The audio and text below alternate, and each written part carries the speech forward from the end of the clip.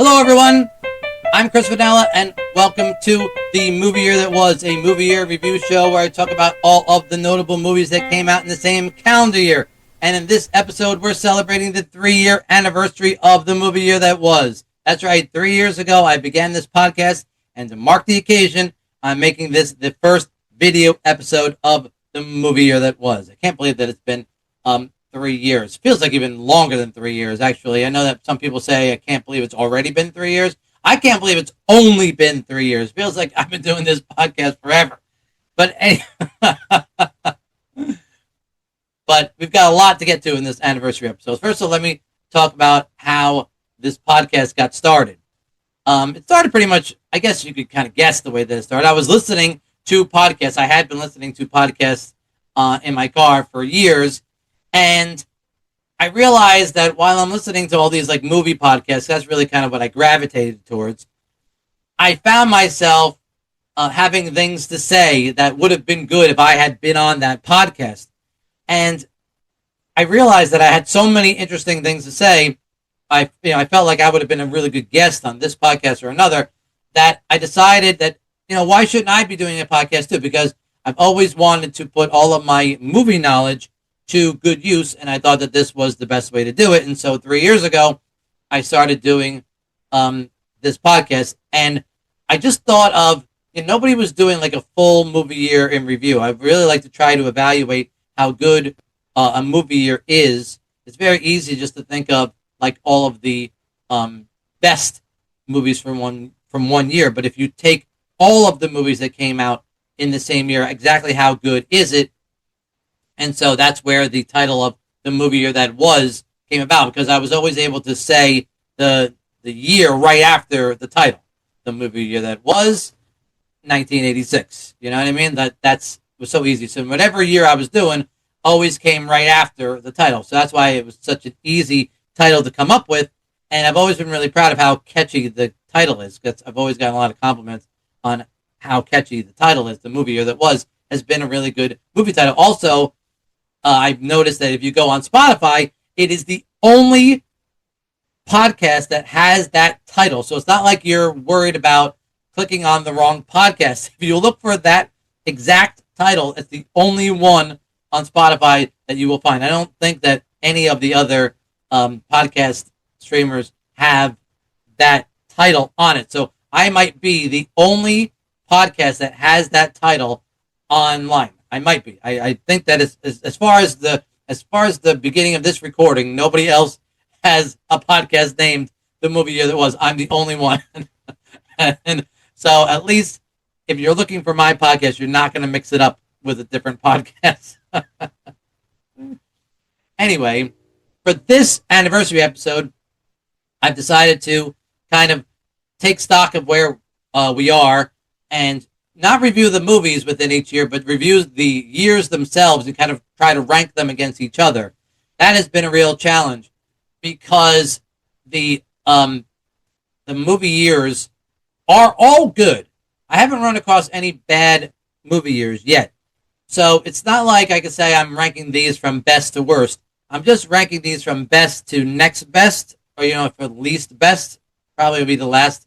Even the worst movie year on this list is still like good. So I don't want to call it worst. I just want to say it's like the least best of the ones that we've covered on this show so far. We've actually reviewed 13 different movie years so far in this podcast. And so now that the number 13 doesn't have any significance, just that we're doing this now because I started this podcast in 2022 and now it's 2025. So we're just doing this like ranking now because it's the 3-year anniversary.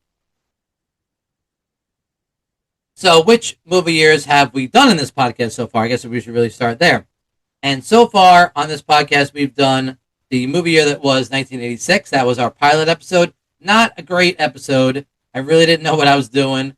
And although I did manage to finish the whole movie year in one episode, I almost like I don't want people to listen to that one first just because it's probably the worst episode of the podcast. It's just a pilot. It's just a pilot episode, so you have to take that into account if you're listening to that one first. Please don't think that that's the quality of the rest of the podcast, because it isn't. It gets much better after the first episode.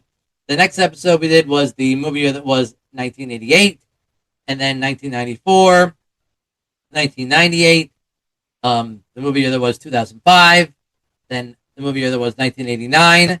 That actually had the most episodes to it. That one took us 4 different episodes to I finished that movie year. That's how many movies were in that year. Then 1993, 1983, 2023. Sorry, not 2023. 2003. I don't know. I miswrote that. I can't read my own handwriting. 2003. I haven't done the movie that was 2023 yet, but the movie that was 2003. Now, the reason I did 1993, 1983, and 2003 back to back to back was because that was in the movie. That was in the year 2023. So I was just kind of doing like an anniversary motif, and those movies were 30, 40, and 20 years old, respectively. So that's why I did those 3 years. Then we did the movie year that was 1985. Then the movie year that was 1987, the movie year that was 1984, and finally the movie year that was 2004. And again, the reason I did 84 and 2004 back to back because I did those last year, and again, those 2 movie years were celebrating their anniversary, so I wanted to do that. So I like doing movie years that are celebrating an anniversary now.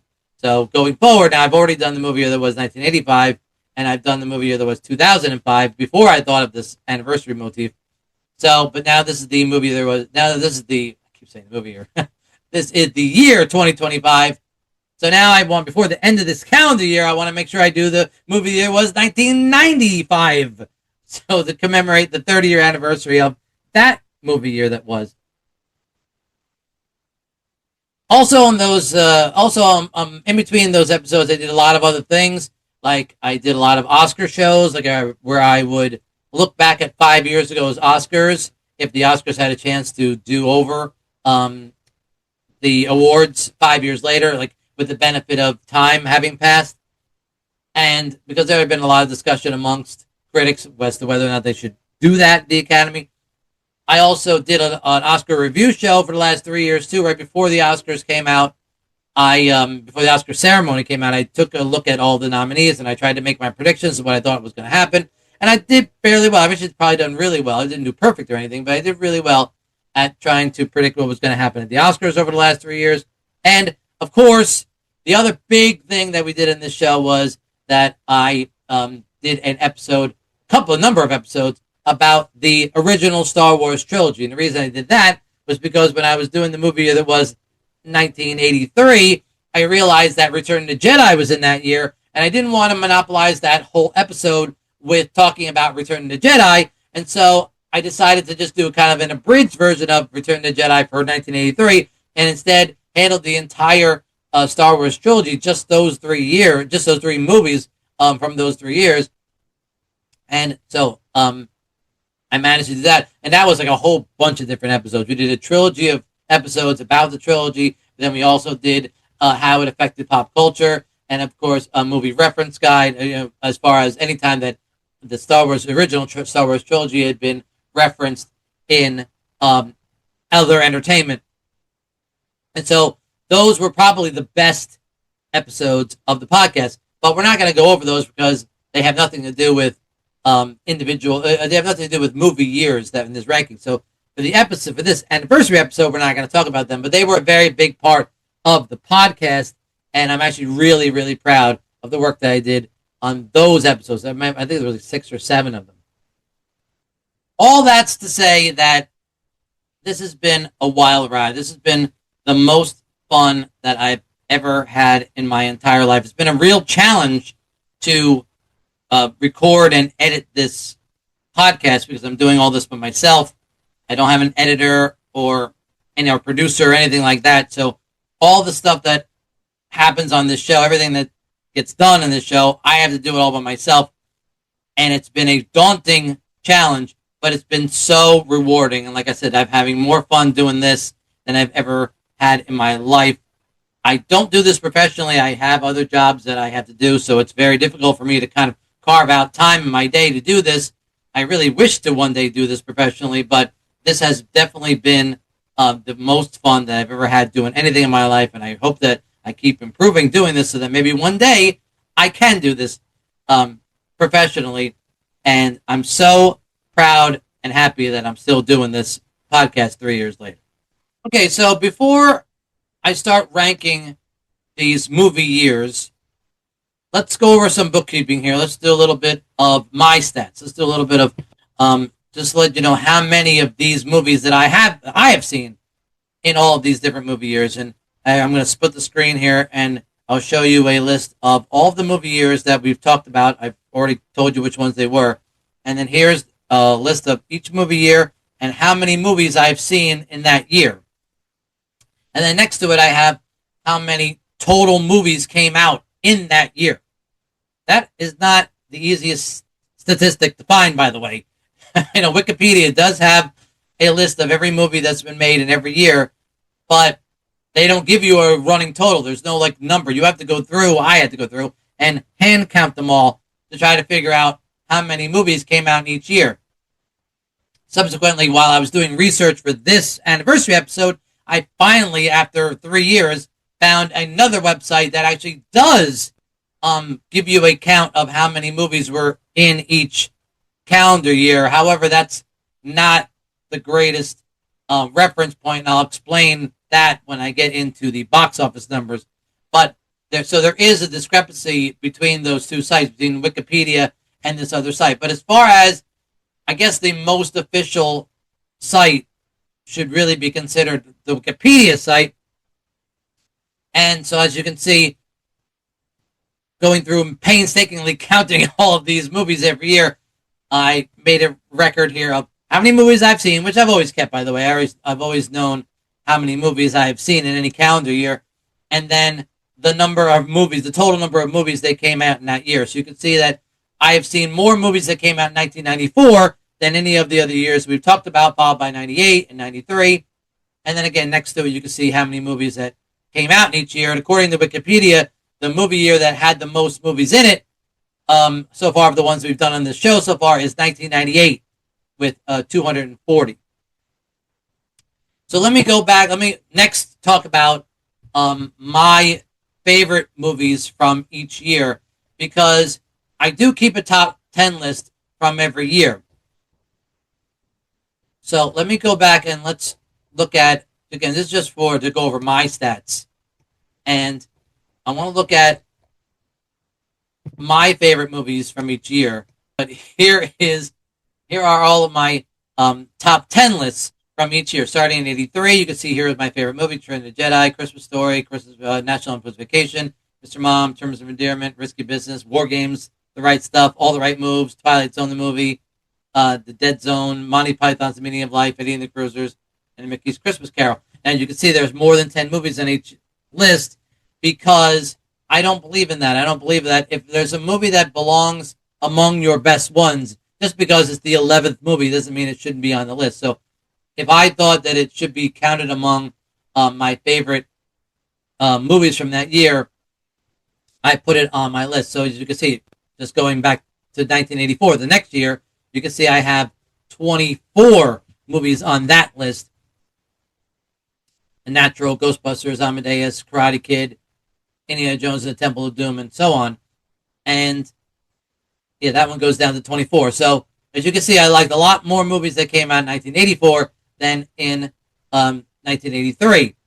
Moving on to 1985, there's only 14 movies. Now, some of these movies are my favorites: Back to the Future and Clue and Pee-wee's Big Adventure and Real Genius, Weird Science and Goonies. But there are not as many of them. So as you can see, there's just as many in 1983 as there is in 1985.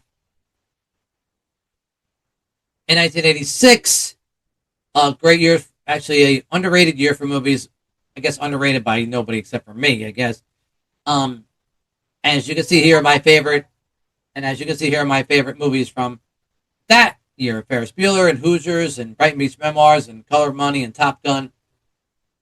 So it's important for me to say, I know that you should be able to read these, so I don't have to list these out loud, but it's important to me that I list them out loud, because just hearing them all in succession really does kind of give me a sense of how good the movie year is in real time, because, like I said, I still haven't made up my mind as to where I'm going to rank all of these movie years. So, again, just looking at 84 as opposed to 86, do I like the collective top 10 and all these, my best of list from 84, The Natural and Ghostbusters and Amadeus and Karate Kid and all those movies? Do I like that better than the 86 list of Ferris Bueller's and Hoosiers and Brighton Beach Memoirs and Color of Money and Top Gun? No, I don't think so. I think I like 86 better. And Aliens and Three Amigos and Gung Ho and Stand By Me. So I would, so you see what I'm saying? So just saying those two movie lists out loud helps me realize that I like 86 a little bit more than I like 84, even though there are even more movies on the 84 list than 86. Moving on to 87. Now, 87 is a really fun year, probably the funnest year. Well, the funnest year, the most fun year, year that has the most fun movies in it, and at least from a rewatchable standpoint, 1987. I've already kind of decided that one is the most rewatchable movie year because there's so many movies on this list that I have seen so many times. I probably have seen more of probably of the movies that I have seen from 1987. I probably have seen them the most times. All right, I hope that makes sense. As you can see, there's my best of list: Plane, Trains, and Automobiles, and Raising Arizona, and Spaceballs, and Broadcast News, and Princess Bride, and Empire of the Sun, and Good Morning Vietnam, and Full Metal Jacket, and Untouchables, and Secret of My Success. A lot of really very popular films that many people have seen many, many times are on this list. Again, only 21 movies on this list, but if you take into account how often I've seen these movies, 87 has got to be pretty high on at least my personal list. 88, of course, has Rain Man and Naked Gun and Die Hard and Biloxi Blues and Bull Durham and Big and Coming to America and Beetlejuice. And you're starting to get a sense of how difficult it is to try to rank these movie years against each other, because each time I get to a different year, I'm rattling off a bunch of movies that I really, really like. Some of them I really love.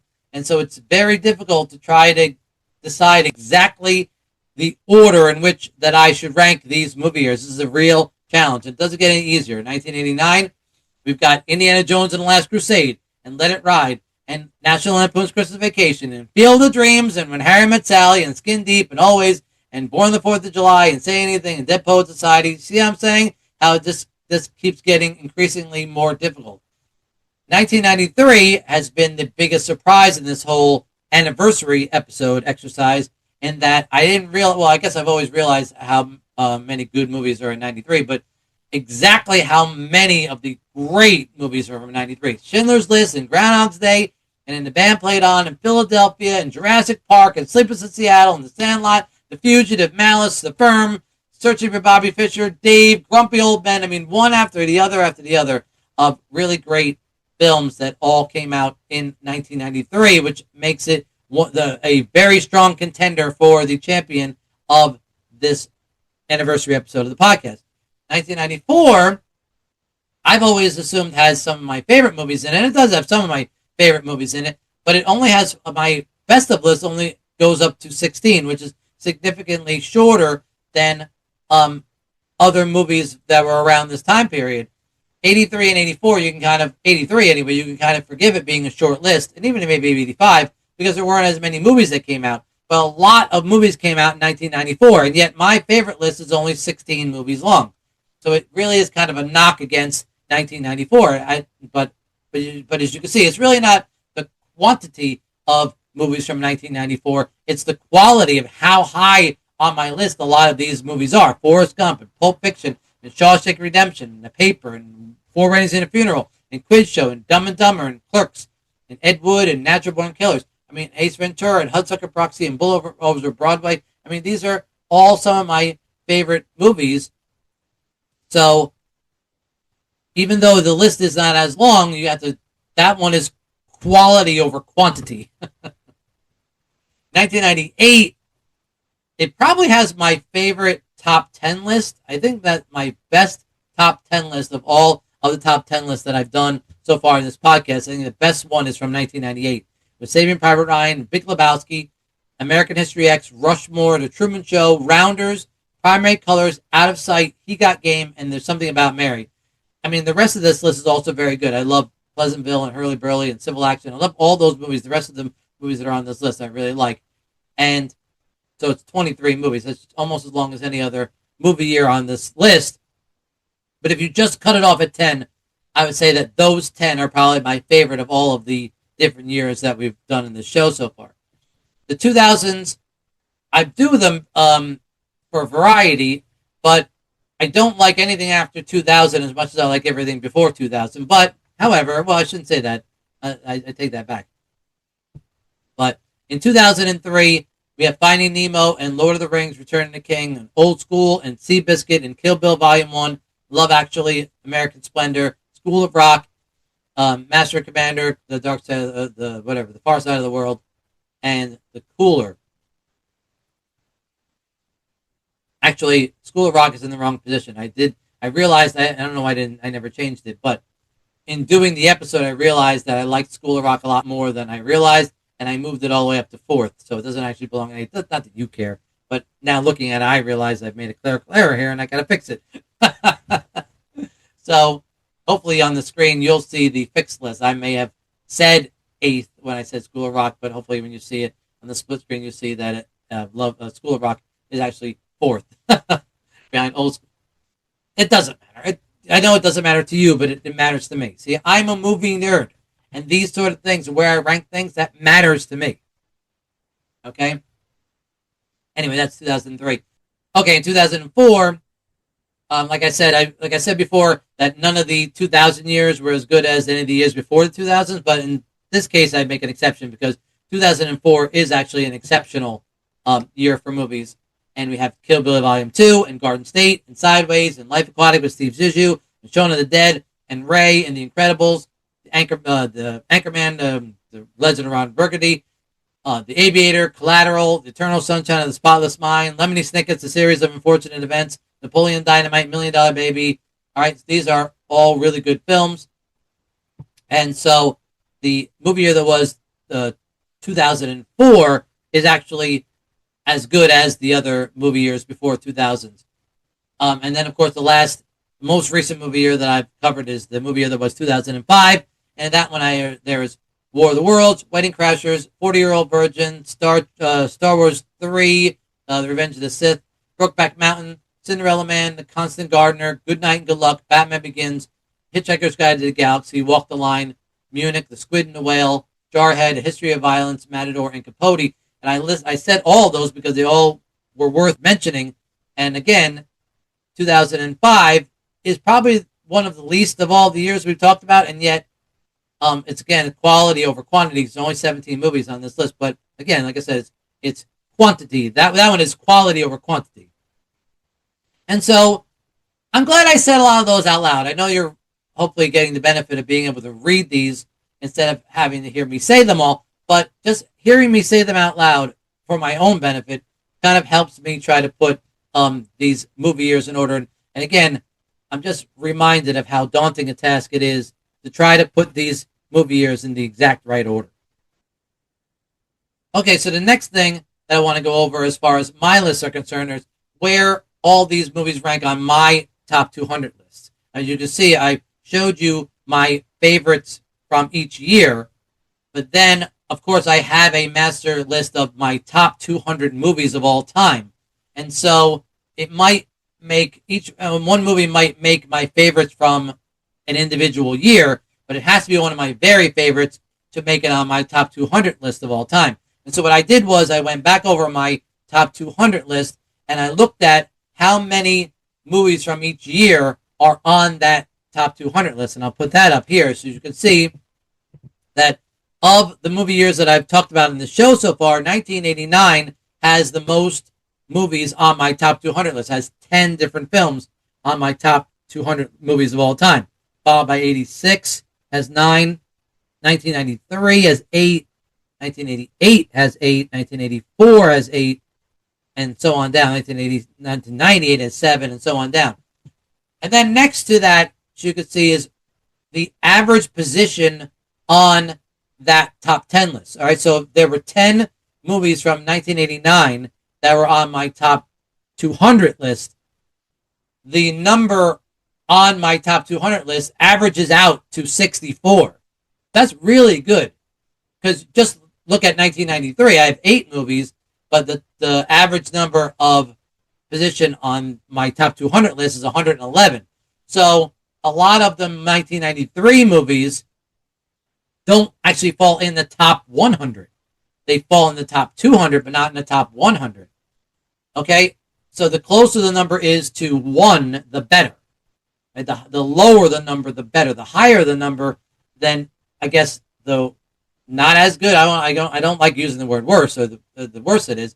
But as you can see, even though I liked 8 movies in 1993, their average is higher than other years. So my favorite movie year, I guess what I'm saying by looking at this, you would surmise from this list, is 1989, because not only does it have the most movies on the list, it also is one of the lowest averages too, which is good. It's a lower average here is the better number. The lowest average is 1983, but there's only 4 movies on that of those movies. So 4 of my very favorite movies come from 1983, but their average position on my top 10 list is 4th. Sorry, no, I said 4th. 56th. There are 4 movies, not 50. Sorry, their average position is 56th. Of course, you have to take into account that Return of the Jedi is one of those movies, so, it's difficult to do that. Of course, 2005 only has 1 movie on the list, and that's War of the Worlds, and that's 70th. So, take all these numbers into account. 1987 is actually really good, because even though there's 6 movies on the list, it still has an average of 70. It's one of the lowest numbers of all these movies that we're talking about. And 1994 has 8, and yet the average is still under 80. So that's really good. Both numbers has one of the most number of movies that I have on the top 10 list, and its average is under 100, which means most of the movies that we're talking about of those 8 are ranked within my top 100, which is even better, right? So it's not only that you want to be on my top 200, it's how many are on my top 100. So again, this list helps you figure out that, or at least helps me figure out that. And so I'm not saying that this list, the one that I'm showing right now, or how many movies are in my top 200, is the same as my favorite movies of all time list, but it definitely helps me try to put these movie years in order. Okay, so another piece of bookkeeping that I wanted to go over was how all these movie years did at the box office, as far as what were the top 10 movies at the box office each year. And maybe I could try to decide which top 10 list at the box office I think was the best, right? You know what I mean? The top 10 at the box office each year, which top 10 do I think was the best one? In 83 is Return of the Jedi, Terms of Endearment, Flashdance, Trading Places, War Games, Octopussy, Sudden Impact, Staying Alive, Mr. Mom, and Risky Business. 84, it's Ghostbusters, Beverly Hills Cop, Indiana Jones, The Temple of Doom, Gremlins, Karate Kid, Police Academy, Footloose, Romancing the Stone, Star Trek 3, and Splash. 85 is Back to the Future, Rambo, First Blood Part 2, Rocky 4, The Color Purple, Out of Africa, Cocoon, Jewel of the Nile, Witness, Goonies, and Spies Like Us. 86 is Top Gun, Crocodile Dundee, Platoon, Karate Kid Part 2, Star Trek 4, The Voyage Home, Back to School, Aliens, The Golden Child, Ruthless People, and Ferris Bueller's Day Off. 87, it was 3 Men and a Baby, Fatal Attraction, Beverly Hills Cop 2, Good Morning Vietnam, Moonstruck, The Untouchables, Secret of My Success, Stakeout, Lethal Weapon, and The Witches of Eastwick. In 88, it's Rain Man, Who Framed Roger Rabbit, Coming to America, Big, Twins, Crocodile Dundee 2, Die Hard, Naked Gun, When the Files of Police God, Cocktail, and Beetlejuice. In 89, it's Batman, Indiana Jones, The Last Crusade, Lethal Weapon 2, Look Who's Talking, Honey, I Shrunk the Kids, Back to the Future 2, Ghostbusters 2, Driving Miss Daisy, Parenthood, and Dead Poets Society. 93 was Jurassic Park, Mrs. Doubtfire, The Fugitive, The Firm, Sleepless in Seattle, Indecent Proposal, In Line of Fire, The Pelican Brief, Schindler's List, and Cliffhanger. 94 was Forrest Gump, Lion King, True Lies, The Santa Claus, The Flintstones, The Dumb and Dumber, Clear and Present Danger, Speed, The Mask, and Pulp Fiction. In 89, it was Saving Private Ryan, Armageddon, There's Something About Mary, A Bug's Life, The Water Boy, Dr. Dolittle, Rush Hour, Deep Impact, Godzilla, and Patch Adams. In 2003, it was The Lord of the Rings, Return of the King, Finding Nemo, Pirates of the Caribbean, Curse of the Black Pearl, Matrix Reloaded, Bruce Almighty, X2, X-Men United, Elf, Terminator 3, Rise of the Machines, and Cheaper by the Dozen. Actually, that's a mistake. The last two movies on the top 10 box office of 2003 were The Matrix Revolutions and Bad Boys 2. For some reason, I only had 9 movies on my list, and Cheaper by the Dozen is not on the actual top 10 list of 2003.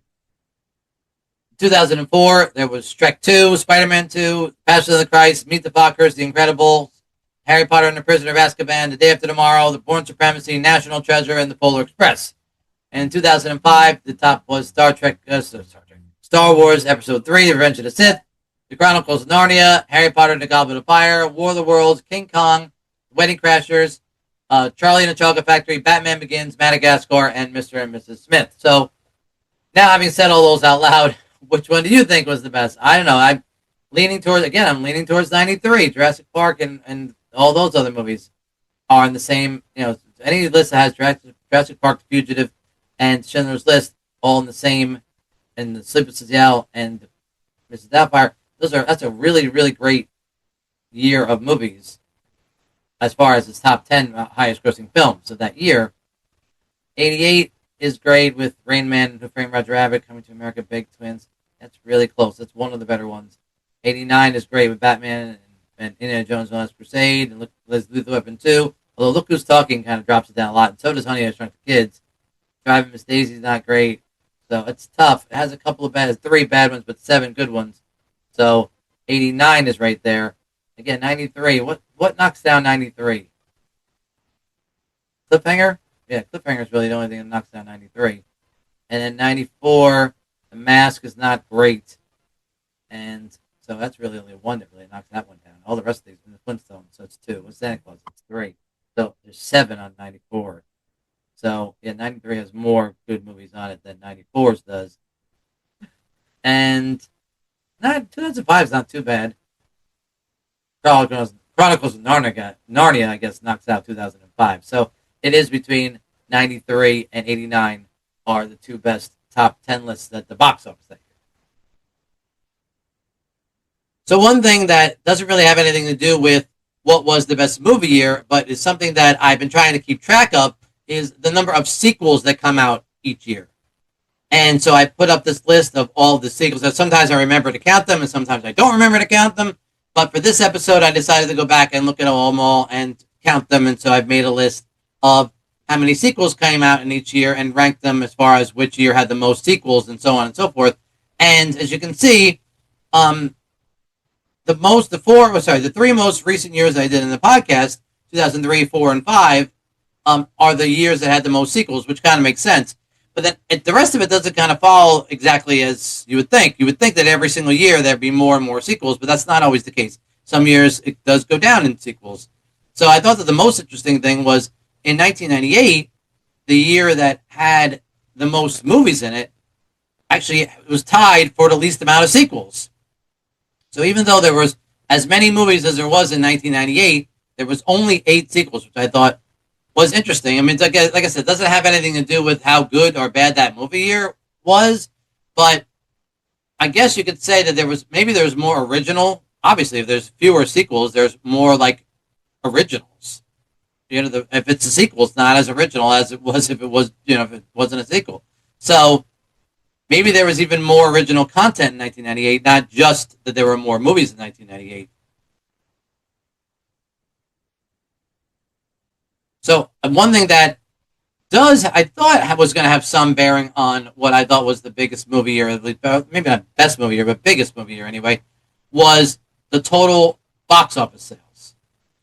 And this, I did find a resource site, whatever, a reference site that had all of these numbers. And again, this was something that I never kept track of in any of my episodes, but for this anniversary episode, I was able to find all of these numbers. Unfortunately, after even doing all of the research and putting all the numbers together and ranking these movies as far as how much money they made at the box office for each year, that didn't help me. It just was a list of the most current years, really. 2004, 2003, and 2005 are the three most current years that I have done in this podcast, and they were the highest grossing years. And that makes sense. I mean, even when I adjusted for inflation between 1983 and 2005, for all of those different years that I've done, even adjusting for inflation, it's still that much higher. As you can see, the three most current years, actually the four most current years, were the highest grossing ones at the box office. And that doesn't factor into, it doesn't go hand in hand with the number of movies that came out in each year. Because remember, in 2004, 2003, and 2005, there weren't more movies than 1998. At least not according to Wikipedia, there isn't.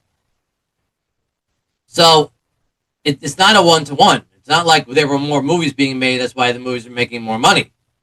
And it wasn't the rate of inflation because I adjusted for the rate of inflation, and it's still, as you can see, most of it's intact. It doesn't go year to year. It's not exactly every single year it goes up. As a matter of fact, 1984, which is very telling, it's such a good movie year that even though ticket prices were as low as they were in 1984, and 1984 doesn't have anywhere near the most movies made that year, it's still, when you adjust for inflation, in the middle of the pack as far as the amount of money made at the box office that year, which is really telling. I can't see any other year that wasn't that young. Well, one of the older years, I guess. Well, 93 is kind of like in the middle of the pack too, as far as how old the movie year is. Right? It's not one of the newer years, but it's not not really one of the older years either. It's right in the middle, and yet that one's towards the top. So that one's actually it's better on the list than when it happens. You know what I mean? It's not as current as you would think it would be on the list as far as amount of money made. So again, that's good. That's a good number for 1993. I can't see anything else in here that really stands out. Yeah, I can't really see anything else too much that stands out. Everything else pretty much goes in list of the newer the movie year, the more money was made at the box office. I guess that means that what you think it would mean, which is that the price of a ticket goes up faster than the rate of inflation. So even though there haven't been more movies that were made, each year the movie industry as a whole was making more money at the box office. Maybe there were more theaters, you know what I mean? And every movie was being shown on more theaters, but whatever. So I was hoping, again, another metric that I was hoping was going to help me kind of figure out which was the biggest and best movie year was by going number of tickets sold, because that wouldn't matter for the price. The price of the ticket wouldn't matter. So I was hoping that was going to help me. Now, like I said, I was able to find a reference site that gave me those numbers. However, the only site that was able to give me those numbers as far as number of tickets sold, and again, I'll put this up for you guys to look at it. Again, it doesn't help me. It doesn't help me figure out what was the biggest or best movie year, because the site that gives me all these numbers, number of tickets sold, which was the same site that gave me the box office numbers, by the way, their number of films that came out each year, and they actually do keep a running total. I didn't have to count those by hand. That one, actually, if you scroll down to the end of each year's page, it tells you how many movies were made in each year. It's way, way off from the Wikipedia site. All right, it doesn't help me at all. It totally throws the whole thing out of whack. In 2005, 2004, 2003, and 1998, the four most current movie years that I've done on the podcast, their number as far as how many movies were made in each year, like in 1990, so sorry, 1998. 1998, there were, according to Wikipedia, there were 249 movies made in each year, but according to this by the numbers site, there was 439. So that's almost 200. That's right, it's 200 more movies according to this site than that site. Now, so what I had to do was I had to go back through it and one by one try to weed out which movies don't belong on the 1998 page. And I discovered the reason why, well, some of the reason why there was more numbers on the more numbers on this site than on the Wikipedia site, and that's because they were adding movies that didn't come out in that year. Like if there was carryover from the previous year, like a movie came out in December, it was still in the box office in January, and if it was successful, it carried through February or whatever. So it made the majority of its money in the next year, even though it came out in the year before. So, or if there was a movie that was re-released in the theaters, it would, so long as it was in the theater during that calendar year, it counted for their box office numbers. So it didn't help me. Like I said, it was adding so many more movies that Wikipedia either wasn't counting as movies at all, or that didn't come out in that calendar year. So it made it difficult for me to really say, well, 2003, as you can see, had the highest number of tickets sold in that year, but they're saying that 618 movies came out in a year, and I'm only saying that 211 came out. As a matter of fact, the number of tickets sold is my adjusted number. That's actually the site. That's not actually the number from the site. Their number is actually even greater than that. But I adjusted out the amount of tickets sold from the 618 closer to the 211, and that's still the number of tickets that were sold.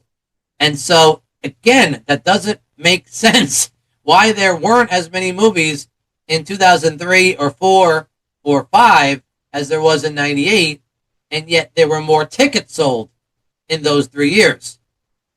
You see what I'm saying? So there's something off. Unfortunately, the site doesn't answer my question as far as what even was the biggest movie year. But if I take the site at its word, because it's the only site I can find that has this information, the most tickets that were sold in one movie year was in 2003, followed by 2004 and 2005. But when I did adjust it out, 1998 did fall below 1994. That at least made a little bit of sense, because there were more movies that came out in 98 than in 1993. Damn it, 1994, so I'm getting my numbers mixed up here. There were more movies, according to Wikipedia, that came out in 94 than 98. So it doesn't answer the question as much as I was hoping that it would, right? I was really hoping that, again, 1984, though, again, is in the middle of the pack, and 1993 is pretty high up there, despite the fact that it's one of the middle of the years. But there is nothing else that stands out. There's no like newer movie year that doesn't have as many tickets sold, or any older year that has more tickets sold. Again, except for 84, which is right in the middle of the pack, in spite of its older year. Right? 85 too, actually. I guess there were a lot of people who went to the movies in spite of the fact that it's one of the oldest years that I've covered on this podcast. But at least, look, take this information for what it's worth. Okay, I looked it up. I looked up all the information. I found out the year and how many tickets were sold in each year, and these are the results. All right. Unfortunately, it doesn't come as close to answering the question as I was hoping it was going to. But now you know that, at least as far as financially speaking, these were the best years at the movie. The movie industry at least did better financially in the more current years. I guess that makes sense. But again, even when you adjust for inflation, they still are the most successful financial years of the box office. Another thing I like to do on this podcast is I like to give out the actor and actress of the year. Now, this has nothing to do with who won the Oscar in those years.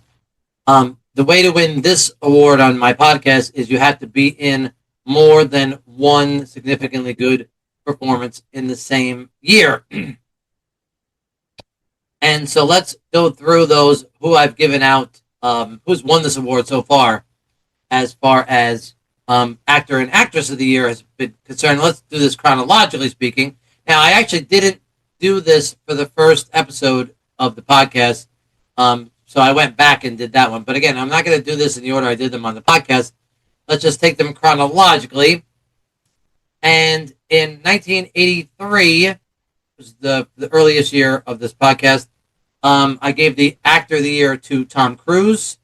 And again, I'll have I'll have all the actors, the movies they were in that year, right next to their names, so you can decide whether or not I made the right decision, or if it's between two actors or actresses, you can decide for yourself who you think should have won Actor or Actress of the Year. But here's Tom Cruise's 1983, and then the Actress of the Year was the decision I still got to make a decision between Jessica Lange and Ali Sheedy, and hopefully you guys can weigh in on who you think was the Actress of the Year in 1983. In 1984, I gave Actor of the Year was between John Malkovich and Tom Hanks, and Actress of the Year was Glenn Close. In 1985, the Actor of the Year, now originally on the podcast, I gave the Actor of the Year to Michael J. Fox, but after listening to the episode again and thinking about it some more, I also, it's also between Michael J. Fox, Chevy Chase, and Sylvester Stallone. And Actress of the Year is between Kathleen Turner and Linda Florentino. In 1986, I gave Actor of the Year to my main man Tom Cruise, and Actress of the Year to Kathleen Turner. In 1987, the Actor of the Year is between Michael Douglas and Nicolas Cage, and Actress of the Year is between Cher and Holly Hunter. In 1988, the Actor of the Year I gave to Alec Baldwin, and Actress of the Year I gave to Sigourney Weaver. In 1989, the Actor of the Year went to Morgan Freeman, and the Actress of the Year was the hardest one for me to decide. I couldn't decide which one. So it was between Carrie Fisher, Annie Potts, and Ione Skye. In 1993, the Actor of the Year was Tom Hanks, and Actress of the Year was Holly Hunter. Subsequently, they both went on to win their Oscars that year. But that's not the reason I gave them this award. It's because they were also both in another great performance in that year. In 1994, I gave the Actor of the Year to Jim Carrey. And although I didn't do it during the episode, I retroactively went back and gave Actress of the Year to Winona Ryder. In 1998, the Actor of the Year went to John Travolta. And Actress of the Year went to Gwyneth Paltrow. In 2003, I gave the Actor of the Year to Will Ferrell, and I gave Actress of the Year to Scarlett Johansson. In 2004, I originally gave the award to Jamie Foxx, but now I want to split it between him and Jamie Foxx and Jim Carrey. And the Actress of the Year, I think, should be between Kirsten Dunst and Cate Blanchett. And in 2005, the Actor of the Year I gave to Heath Ledger, and Actress of the Year I gave to Rachel McAdams. I also gave out Worst Actor of the Year in 2003 to Ben Affleck and Ashton Kutcher, who were both in 3 bad movies apiece.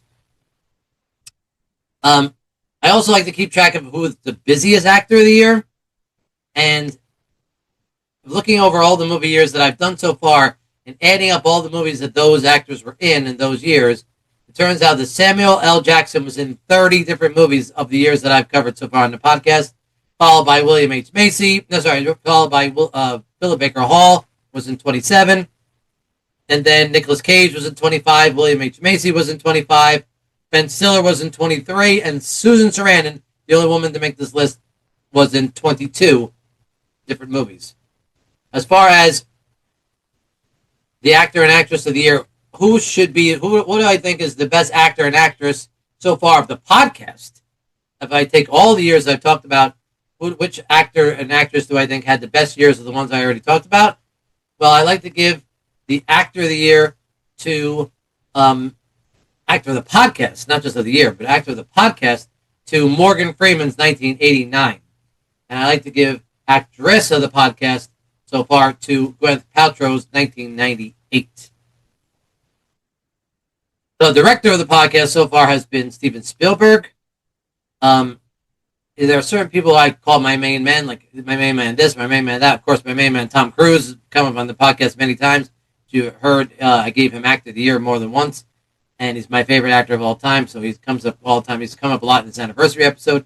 But my main man, Steven Spielberg, gets director of the podcast. He also got the director of the year in 1993, and I think that his 1993 was directing Schindler's List and Jurassic Park definitely makes him the director of the podcast. And of course, I think he's the greatest director of all time.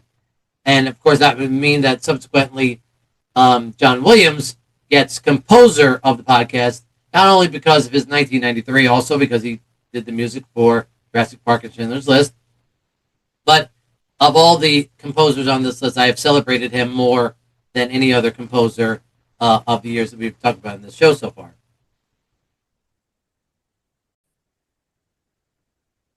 Another thing I like to do in this podcast is I like to go over the Oscars.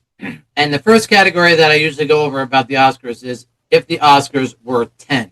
And that means the reason I name it that category is because in all of the years that I've done in this podcast so far, the Oscars that year only had 5 nominees for Best Picture.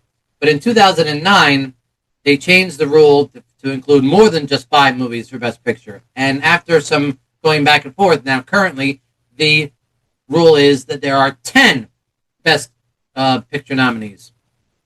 So the exercise every year in this podcast is if the Oscars were 10, if in the year that we're talking about there were 10 nominees for Best Picture instead of just 5, what would have been the 5 other nominees? And again, I didn't do this the first episode, so I had to go back and figure that out for the 86th episode, but I did that for every other year, and these are the movies that I picked for the other 5 nominees if the Oscars were 10. Again, I'll do these chronologically, not the order I did them on the show.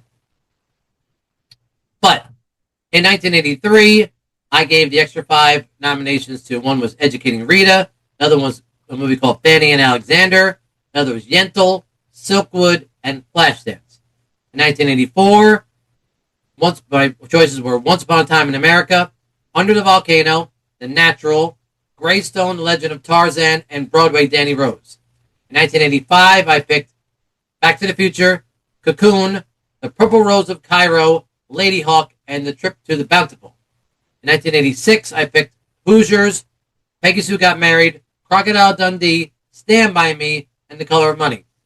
In 1987, I picked The Princess Bride, Good Morning Vietnam, Full Metal Jacket, The Untouchables, and Wall Street. Of course, if those were the actual 5, now none of those movies got nominated for Best Picture, I understand. But if those were the 5 nominees, that would have been a really good 5 nominees, right? Not only there were the 5 good ones that were nominated, there were 5 other ones that weren't even nominated. That would have been just as good if they were the 5 nominees. Same is true of 88.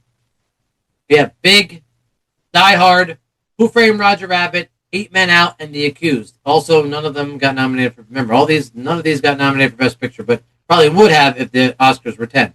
In 1989, I picked Glory, Parenthood, Do the Right Thing, Crimes and Misdemeanors, and Steel Magnolias. In 93, I picked Jurassic Park, Philadelphia, Sleepless in Seattle, 6 Degrees of Separation, and In the Line of Fire. In 94, I picked Hoop Dreams, the remake of Little Women, Bullets Over Broadway, The Lion King, and Speed. In 1998, I picked The Truman Show, American History X, Pleasantville, Primary Colors, and Affliction. In 2003, I picked Finding Nemo, American Splendor, Monster, Cold Mountain, and The City of God. In 2004, I picked The Incredibles, Hotel Rwanda, Miracle, Closer, and either The Notebook or Friday Night Lights. You guys decide which one should have been the 5th nominee there. I'm not sure. And then in 2005, I picked The Squid and the Whale, A History of Violence, Walk the Line, Cinderella Man, and Memories of a Geisha. Now, not every single movie on that list is very popular or even well-liked in looking back. But what I always have tried to do is I've tried to think about, like, what would I do if I were an Oscar voter from that year, not just this year. And a lot of these movies got nominated for a lot of other Oscars at the Oscars that year. So, like a movie called Fanny and Alexander, which is a foreign language film, which most people don't know nowadays, it won 2 Oscars that night and was nominated for a couple of others. So it certainly would have been part of the 10 nominees if the Oscars had been 10. Same is true with Educating Rita. Same is true of a movie called Under the Volcano.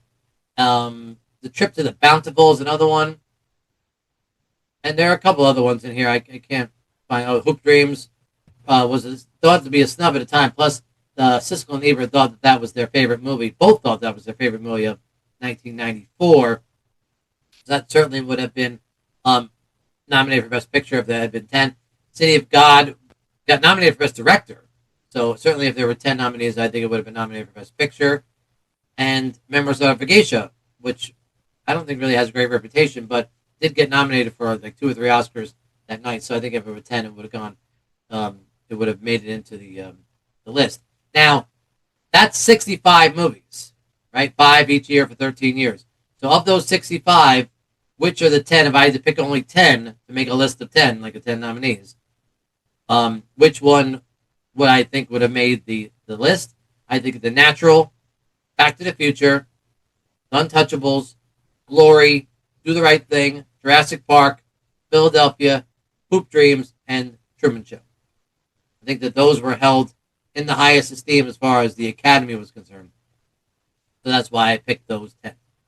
Now, as far as what actually did get nominated for Best Picture in all the movie years that we're talking about, in 1983, Best Picture went to Terms of Endearment. Also nominated was The Right Stuff, The Big Chill, The Dresser, and Tender Mercies. In 1984, Best Picture went to Amadeus, and the other nominees were A Passage to India, The Killing Fields, Places in the Heart, and A Soldier Story. In 1985, Best Picture went to Out of Africa, but also nominated was Prizzi's Honor, The Color Purple, Witness, and Kiss of the Spider-Woman. In 1986, winner of Best Picture went to Platoon, but also nominated was Hannah and Her Sisters, Children of Lesser God, A Room with a View, and The Mission. In 1987, Best Picture went to The Last Emperor, Broadcast News, Fatal Attraction, Hope and Glory, and Moonstruck. In 1988, Best Picture went to Rain Man, but also nominated was Working Girl, The Accidental Tourist, Mississippi Burning, and Dangerous Liaisons. In 1989, Best Picture went to Driving Miss Daisy, but also nominated was Born on the 4th of July, My Left Foot, Dead Poet Society, and Field of Dreams. In 1993, Best Picture went to Schindler's List, but also nominated was The Fugitive, The Piano, In the Name of the Father, and The Remains of the Day. In 1994, Best Picture went to Forrest Gump, but also nominated was Pulp Fiction, The Shawshank Redemption, Four Weddings and a Funeral, and Quiz Show. In 1998, Best Picture went to Shakespeare in Love, but also nominated was Saving Private Ryan, Elizabeth, Life is Beautiful, and The Thin Red Line. In 2003, Best Picture went to Lord of the Rings, Return of the King, but also nominated was Lost in Translation, Mystic River, Seabiscuit, and Master Commander, The Far Side of the World. 2004, Best Picture went to Million Dollar Baby, but also nominated was The Aviator, Ray, Sideways, and Finding Neverland. And in 2005, Best Picture went to Crash, but also nominated that year was Brokeback Mountain, Capote, Munich, and Good Night and Good Luck. Now, of those, those are 65 nominees. Of those 65 nominees, what do I think would have been the 10 if they could only nominate 10 out of those 65? So this is, regardless of whether or not it won Best Picture or not, I put it on this list. I thought it was the 10 that, if they were making a new nomination list out of those 65, and they only picked 10, what would be the 10 picked? And I picked Schindler's List, Saving Private Ryan, Lord of the Rings, Return of the King, Rain Man, Pulp Fiction, The Shawshank Redemption, Forrest Gump, Amadeus, Born on the 4th of July, and Brokeback Mountain. The other thing I do in this show is I go through the rest of the Oscars, and I kind of go through who has won and who else got nominated, whatever, and I try to determine if I disagreed with anything that happened at the Oscars that year. And so this is like a list of the things that I think the Oscars have gotten wrong the most of so far in the history of this podcast. And let's start chronologically. Again, we're not going to do this in the order I did them on the show. Just start chronologically. 1983, Terms of Endearment won Best Picture. Now, I love Terms of Endearment, and I think that's still my choice for Best Picture. But I think that a lot of people out there think that maybe The Right Stuff should have won Best Picture, too. So, for this, some of these, other people think that it should be changed, or I think it should be changed. It's either one or the other. Other people think that The Right Stuff should have won Best Picture instead of Terms of Endearment. Terms of Endearment's nicer and friendlier, but I can understand why people thought The Right Stuff was the better of the two movies. It also, I think, won just as many Oscars that night as Terms of Endearment. Movie called in 1984, Tender Mercies won Best Original Screenplay. Now, this was one that I thought should have been changed, and I would have given it to Ghostbusters instead. Definitely should have been. Well, I don't even think Ghostbusters was even nominated for Best Original Screenplay. It definitely should have been nominated and should have won. Haying Nagar won Best Supporting Actor for The Killing Fields, and it should have gone to. I think it should have gone to Pat Morita for Karate Kid for Best Supporting Actor. 1985, Best Picture went to Out of Africa, and I know that critics probably think that either that probably Witness should have won Best Picture in '85, but for me, I think the best movie of 1985 and one of the best movies of all time, and certainly the movie that should stand in representation of 1985 is Back to the Future. Wasn't even, like I said, wasn't even nominated for Best Picture. It should have not only should have been nominated, but should have won. That's one for me personally. Witness did win Best Original Screenplay, and while it is a great screenplay, again, I think Back to the Future was an even a better screenplay. William Hurt won Best Actor for Kiss of the Spider Woman, and I would rather have gone to Tim Curry for Clue. I think one of the best, most underrated acting performances ever. But again, that's just my opinion. That's just one for me personally. Don Ameche won Best Supporting Actor for Cocoon, but I think it should have gone to Christopher Lloyd for playing Doc Brown in Back to the Future. In 1986, Marlee Matlin won Best Actress for Children of Us Are God, and I think it should have gone to Sigourney Weaver for Aliens. Platoon won Best Picture in 1986, and I think it probably should have either gone to Aliens or Hoosiers. That's for me personally. And I know I'm taking an Oscar away from Oliver Stone. It was his only Best Picture win, but I'll fix it in a minute. Hang on. Round Midnight also got nominated, won for Best Score in 1986. I think that should have gone to Hoosiers for Jerry Goldsmith for 1986. I think it was a much better score. 1987, Moonstruck won Best Original Screenplay. I cannot believe that Broadcast News did not win Best Original Screenplay for 1987. Sean Connery won for The Untouchables, or Best Supporting Actor. I personally would have given it to Mandy Patinkin for The Princess Bride. I'm probably alone in my opinion on that one, but I think that was the best chance of giving Mandy Patinkin an Oscar. In 1988, we have Jodie Foster won for The Accused for Best Actress, and I want to take her Oscar away. Don't worry about it, Jodie Foster. She's going to win an Oscar later on for Silence of the Lambs, but Glenn Close, I think, should have gotten the Oscar that year for Dangerous Liaisons. Glenn Close has been nominated like 9 times. She's never won an Oscar ever in her career. I definitely think that should be remedied. In 1988, Kevin Kline won Best Supporting Actor for A Fish Called Wanda, which is a great, funny performance, and it was nominated for a number of awards, A Fish Called Wanda, and they wanted to give it something, so they gave it to Kevin Kline. But sitting out there is my main man, my favorite actor of all time, in his best performance. Tom Cruise definitely should have he didn't even get nominated, but he should have got nominated and should have won Best Supporting Actor for Rain Man. I mean, Dustin Hoffman won Best Lead Actor, so Tom Cruise could have won Best Supporting Actor for Rain Man. And of course, you may be thinking that I'm being biased because he's my favorite, and that's my favorite of his performances. Okay, fine. I'll take myself out of it and be objective and say, all right, you don't have to give it to Tom Cruise for Rain Man. Instead, give Best Supporting Actor to another person who wasn't even nominated, to Alan Rickman for Die Hard, right? Definitely should have been one of the great villain characters in the history of movies. Great acting performance. He's never won an Oscar. Definitely should have given it to Alan Rickman, God rest his soul. In 88, also Gina Davis won Best Supporting Actress for Accidental Tourist. And if you don't want to give Sigourney Weaver Best Actress for Aliens in 86, you can give it to her for Best Supporting Actress in 88 for Working Girl. She was also nominated for Gorillas in the Mist in 88, which is why I gave her Actress of the Year that year. Also in 1988, a movie called Bird won Best Sound, and I would have given that one to Die Hard also. Die Hard didn't win any awards at the Oscars that night, although it was nominated for like 4 Oscars. It didn't win any. Mostly lost to Who Framed Roger Rabbit, but in this case, Die Hard lost Best Sound to Bird, a movie that I barely remember. So I want Die Hard to have an Oscar, so let's give it Best Sound. In 1989, Driving Miss Daisy won Best Picture. And this is one of the biggest Oscar grievances that I have. That instead of Driving Miss Daisy winning Best Picture, definitely should have given it to Born on the 4th of July. Not only was it a better film, but now we can give back an Oscar to Oliver Stone. I took it away from him for Platoon.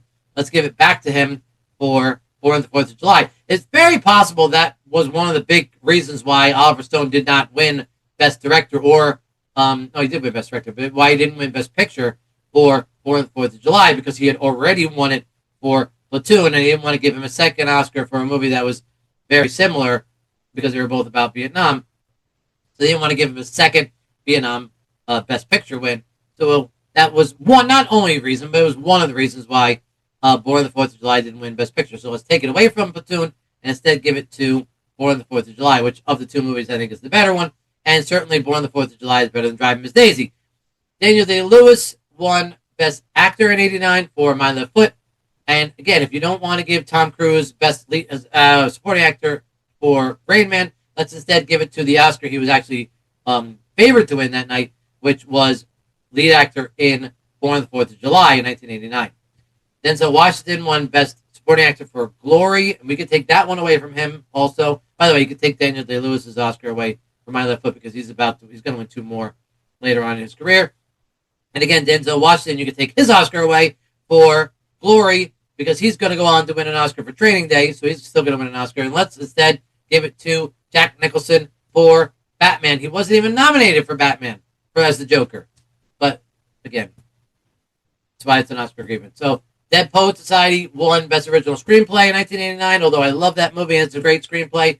Let's instead give the Best Screenplay Oscar to When Harry Met Sally. Oh my God, one of the great screenplays ever. And Nora Ephron, a very accomplished screenwriter. She never won an Oscar in her entire career. In 1993, Tommy Lee Jones won Best Supporting Actor for The Fugitive. And it's a great performance, but also, instead, I think I would have rather either seen Leonardo DiCaprio win for What's Eating Gilbert Grape, Ray Fiennes win for Schindler's List, John Malkovich, who was actually my pick for that year, should have won for In the Line of Fire, or Ben Kingsley also could have won Best Supporting Actor for Schindler's List. He wasn't even nominated. In 1994, Forrest Gump won Best Picture. Now, I'm not saying that I personally want to take Forrest Gump's Best Picture away. However, a lot of people feel that Pulp Fiction or The Shawshank Redemption should have won Best Picture instead of Forrest Gump. And I understand. I just wanted to note it's a very big grievance that people have with the Oscars that Pulp Fiction did not win Best Picture. I'm actually okay with taking Forrest Gump away from Best Picture in '94 because I think that Pulp Fiction is more representative of the year of movies. And if that's what you think should win Best Picture, the movie that most represents the year that it's in, I think that Pulp Fiction should be the one that more exemplifies 1994 than Forrest Gump, which is more like a movie for all time. Also, you could take the, I'll get to that in a second. And then you could take Tom Hanks' Oscar away for winning for Forrest Gump because he just won the year previous for Philadelphia. Also, by the way, if you don't want to get, or if you want to keep Hanks's, what I mean is Hanks doesn't need to win 2 Oscars. Right, back to back. You can take one away. If you want to take Hanks's away from '93, you can give it to Liam Neeson for Schindler's List. If you want to take it away from Forrest Gump, you instead could either give it to John Travolta for Pulp Fiction, or you can give it to Tim Robbins from Shawshank Redemption. By the way, Tim Robbins wasn't even nominated for Shawshank Redemption. Martin Landau won for Best Supporting Actor for Ed Wood, and this is one of the biggest Oscar grievances that I could think of. And that was that Samuel L. Jackson did not win for Pulp Fiction. Gary Sinise also could have won for Forrest Gump, but of course I think Samuel Jackson is definitely the snub here. He was nominated, but did not win for Best Supporting Actor for Pulp Fiction. Robert Zemeckis won Best Director for Forrest Gump, and I think he's more known for directing Back to the Future, or even maybe Who Framed Roger Rabbit, but maybe I'm wrong about that. Maybe he's most known for Forrest Gump, but anyway, I think you instead should give Best Director for Quentin Tarantino for the movie that he is most known for directing, and that is for Pulp Fiction. Jessica Lange won Best Actress in 1994 for a movie called Blue Sky, which I am sure I saw because I tried to make a point to watch anything that was nominated. But instead, I'd like to give that award to Best Actress to either Meg Ryan from When a Man Loves a Woman or Linda Florentino for The Last Seduction. In 1998, Best Picture went. Best Picture went to Shakespeare in Love, and this is probably the second biggest Oscar travesty of all the years we've covered on this podcast so far. It definitely should instead have gone to Saving Private Ryan. This was a Harvey Weinstein thing where he lobbied against Saving Private Ryan and lobbied for Shakespeare in Love. And yeah, Shakespeare in Love is a nicer movie, but definitely if you're ranking them, Shakespeare in Love's here and Saving Private Ryan's here and Shakespeare in Love's down here. You know what I mean? They're both very good movies, but one is clearly better than the other. James Corbin won Best Supporting Actor for Affliction, and there were 4 other nominees. Any of the other 4 should have been nominated. Probably other people who weren't even nominated probably should have won it instead of him. But I don't know. The Oscars liked giving the award to old men who like that. It was a lifetime achievement award kind of Oscar. But regardless, I think anybody else should have deserved that award. Shakespeare in Love won Best Original Screenplay in '94. I would have given that to The Truman Show. Gods and Monsters won Best Adapted Screenplay, also a movie that I liked a lot, but I would have definitely given instead to Primary Colors, which I don't even know was nominated. I think it may have been nominated, but definitely did not win from 1998. 2003, Best Actor went to Sean Penn for Mystic River, and instead I would have given that to Bill Murray for Lost in Translation. He still has never won an Oscar in his career, and that was probably his best chance to win one. Renee Zellweger won Best Supporting Actress for Coal Mountain, and I think that instead we should have given it to Patricia Clarkson for Pieces of April. I think that was certainly the better of the two. Renee Zellweger is going to go on to win an Oscar again. Anyway, also Sean Penn goes on to win another Oscar also. So you don't worry about taking their Oscars away from them because they're going to go on to win Oscars again later on. Sean Penn's going to win for Milk, and Renee Zellweger is going to win for Judy, playing Judy Garland.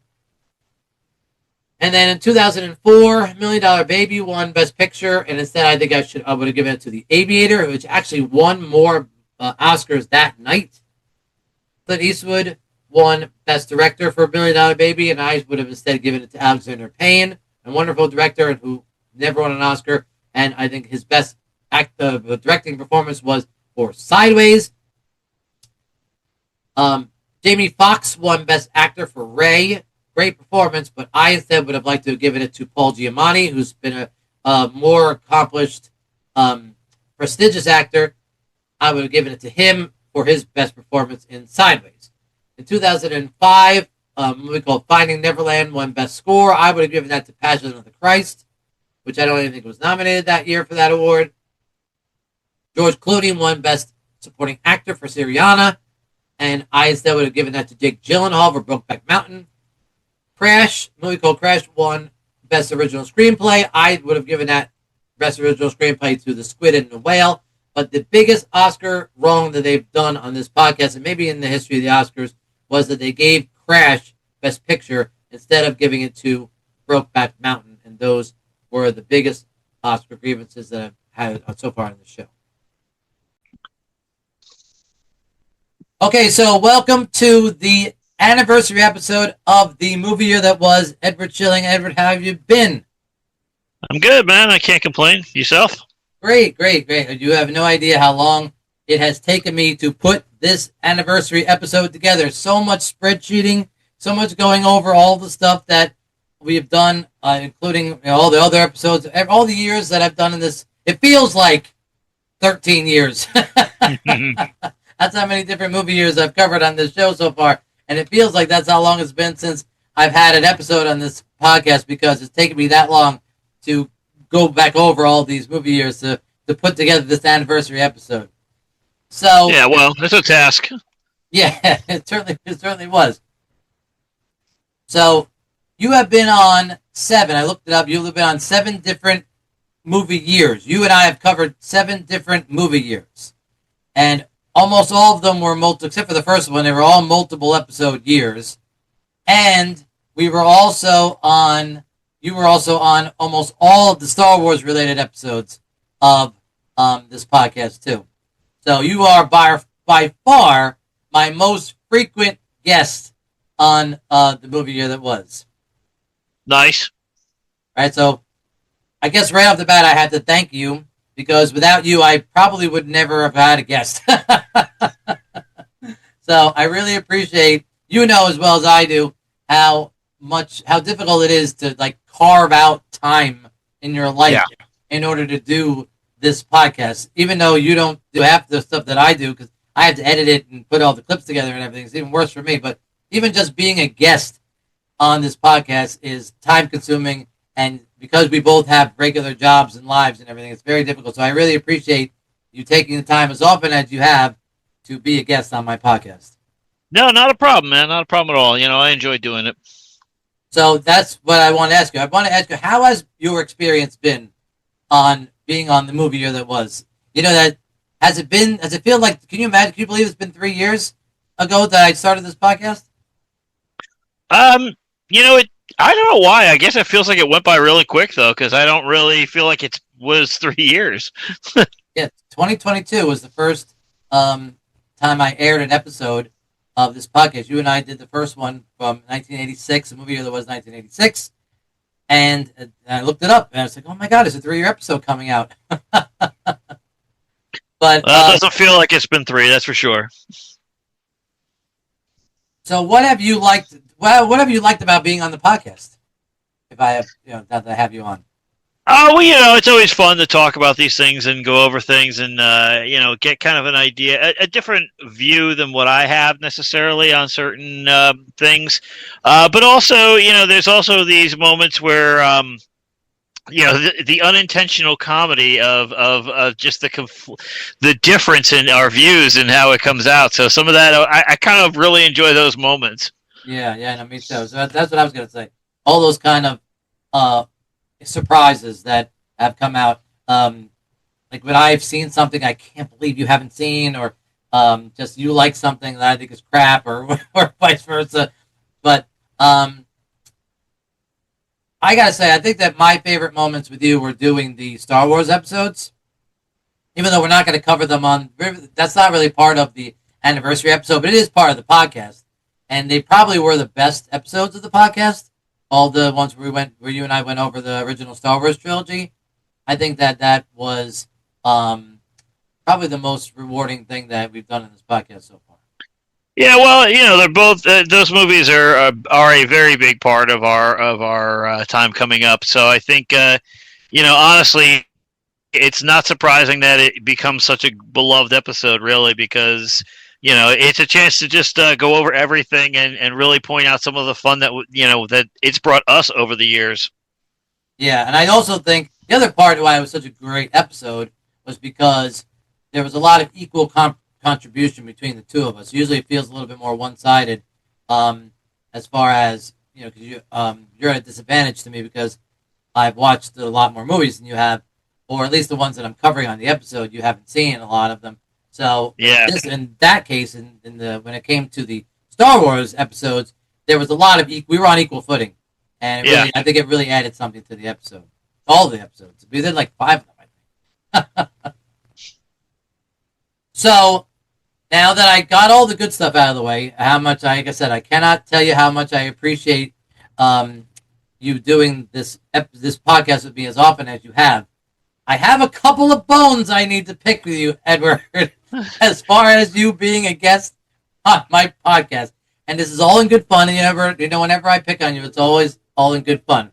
But I do. Well, there's also a fair amount of truth to it. Usually, I mean, I'm not gonna lie. I may be an idiot, but I'm fairly self-aware of my own shortcomings. But let me go over a couple of things that I wanted to take this opportunity on our anniversary episode to go over as far as little bones. They're little bones, but they do all need to be picked.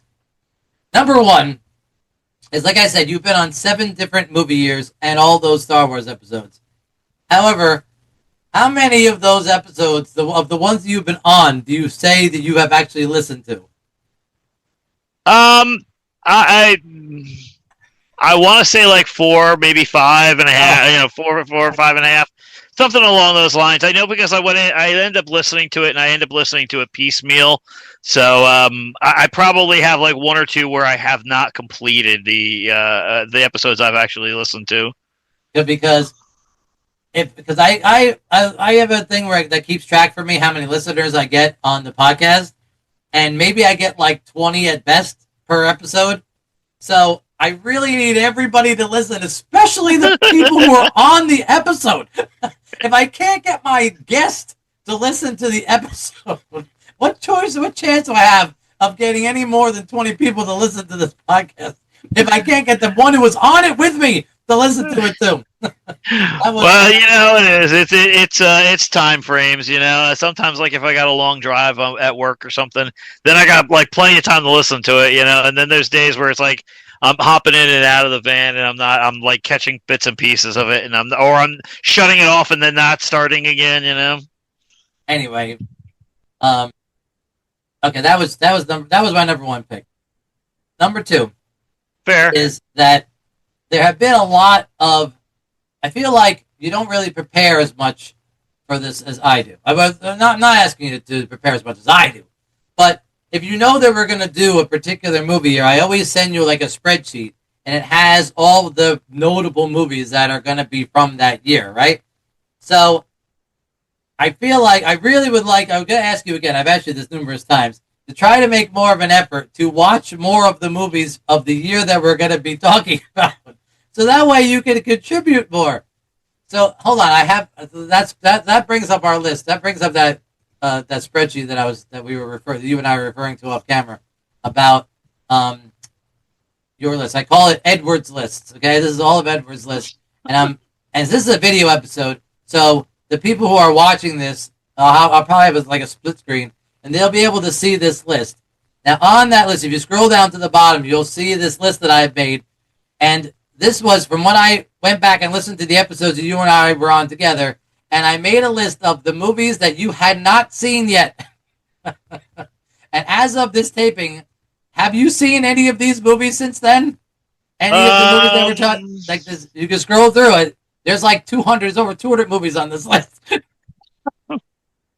I'm wondering if you have seen probably not any, and you still have not seen any of these movies. Now, I won't bore anybody who's not watching this, or anyone who's just listening to this. I won't bore you by actually saying all these movies out loud. However, there are movies on this list that you would never believe that somebody our age has not seen. Like Say Anything, and The Truman Show, Big Lebowski, and Dead Poet Society, and what's another good one? Hang on. Deep Impact you hadn't seen, Out of Sight, The Negotiator, Rounders, Night at the Roxbury you hadn't seen, Rushmore, any of the Wes Anderson movies. You haven't seen any of the Wes Anderson movies. No, yeah, I have not seen any. I did actually go back and watch Shaun of the Dead though. So right, that I did not. Did I put that on this list? I don't think. I don't know. I'm just saying. I just remember that being one where. Like, without actually scrolling the whole list, I did actually remember saying, I'm going to go watch that one, damn it. I got to get some of these in somehow. I remember emailing you about that one and saying that one you definitely like, and it turns out you didn't like that one. Yeah, it's not that I hated it. I just didn't, I really didn't find it to be, I thought I would like it better than I actually did, so. Yeah. So what else was on here that I couldn't believe you hadn't seen? Rushmore, like I said. You had not seen The Waterboy. You weren't an Adam Sandler guy, right? So that's why you hadn't seen Waterboy. I do believe I've seen that actually since then. I can actually erase that one off the list then. Good. Yeah, a couple of them at the end. Seen that. Actually, they were. I was realizing when I was re-listening to some of these episodes, some movies I just talked about, and then I didn't even ask you if you'd seen them. You didn't have anything to say about them, so I guessed you hadn't seen them. Like the ones at the end of this list, like I didn't know whether you had seen Dangerous Liaisons. No, I have not. Okay, or The Accused. I have not, and I think the only reason I haven't seen The Accused is someone spoiled it for me, so I knew the ending of it, and after that I was just, I'm not gonna watch it. I don't think it's the kind of movie you need to have the ending spoiled for you to not watch it. I don't whatever. I knew about the Ocean's movies because you told me you had the box set of that and you hadn't opened it yet. It's still sitting there on the shelf. It really is. The Bourne Supremacy. Had you seen any of the Bourne movies? I have not. You haven't seen any of the Bourne movies? Nope. How? There's like 4 of them, I think. At least 4. I know. Collateral you hadn't seen. Sideways, I couldn't believe you hadn't seen. Garden State. Anybody who lives in New Jersey, I can't believe anybody who lives in New Jersey hasn't seen Garden State. That's incredible. Why did I put License? I don't know why I put License to Drive on here. You did see that one. Yeah, I've seen that. I did recently go back and because I know I have not seen all of the Mission Impossible movies. I did sit down and try to watch a few of those. I think I got to like the third one, but then something came up and I bailed on watching the rest. The third's really good, and then you got to watch. All of them are good. All of them are good. Fallout. Fallout's the best. I think Fallout's probably the best one. But that wasn't one of the ones I put. Anyway, so this list is pretty much still intact. Probably. There's a couple of them I have to erase, but yeah. So these just imagine having this is Edward. This is my most frequent podcast guest, and he hasn't seen any of these movies. Well, I mean, in my own defense, I have seen quite a few of awful movies, so I probably have more on that end than you do. Now that was my next thing. This one's not really a nitpick. This was not really a bone I'm picking with you so much as I think this is something we need to do going forward, and that is, and this is my fault as much as anything, is that what you just said is probably very true. You have probably seen a lot of movies that I haven't seen, and whenever we're going over a list of whatever years worth of movies, you have access to the same Wikipedia page that I use to find all these movies. If you see movies that you have seen that I haven't included on my notable list, I would very much like you to bring them up and even talk about them if you're passionate about if you like those movies or have something interesting to say about them, because they're part of the movie that was too. And if I'm leaving, I don't want to leave out anything important, and it might give you a real opportunity to contribute to the podcast too moving forward. So next year we're going to do together is hopefully 1995. I want to do that before the end of the year. I gave you a spreadsheet of movies that came out that year, but if I left off some, like horror or movies that are not really my thing, or that I didn't think were notable, but that you saw them and liked them, I want you to include them. Right. Well, sometimes, I mean, I'll be honest. Even though I've seen a lot of movies that probably aren't on your list, there's often times where I'm just I will pass on it mainly because I've seen it. It doesn't necessarily mean I have anything overtly. I don't have any real love for it per se. I mean, yeah. There are times where, I mean, just as a throw out there example, Police Academy 6. I've seen it. Do I love it? No, by not any means. It's one of the worst of the series, and it's probably one of the worst movies that they've ever that's out from that time frame. But so a lot of times on that stuff, I'll just be like, yeah, no, I've seen it. Okay, well, I'm always happy you've seen anything. Because I'm sure I didn't go into Police Academy 6. I don't even know if it was on one of the movie years that we did, but if it was, I just mentioned the title. You know what I mean? There was another Police Academy movie. That's probably all I mentioned. That's probably as far as I got into it. Because and that's probably as far as you should go into it, to be honest. Exactly. But that's probably as far as I went with it. I wouldn't have gotten into it.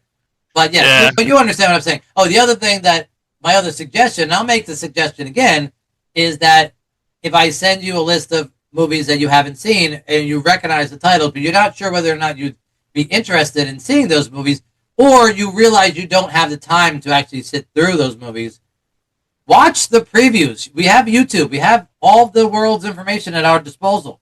So you know what I mean? You can just watch the preview for that movie. So you get at least a gist about what the story is about. And if it's interesting to you and you think you really like it, you can go ahead and do the next step, which is watch it. But even if you don't, you can at least say, oh yeah, I went back and I watched the preview for that one, so at least I know what it's about. So maybe you could have something that's, you know what I mean? At least that you could contribute. You say, well, it looked really good, and I like that this was in the preview or whatever. And so just an idea. Yep. So my last nitpick is about, and I think I may have even brought this up on other episodes, is how you make your top 10 lists. All right?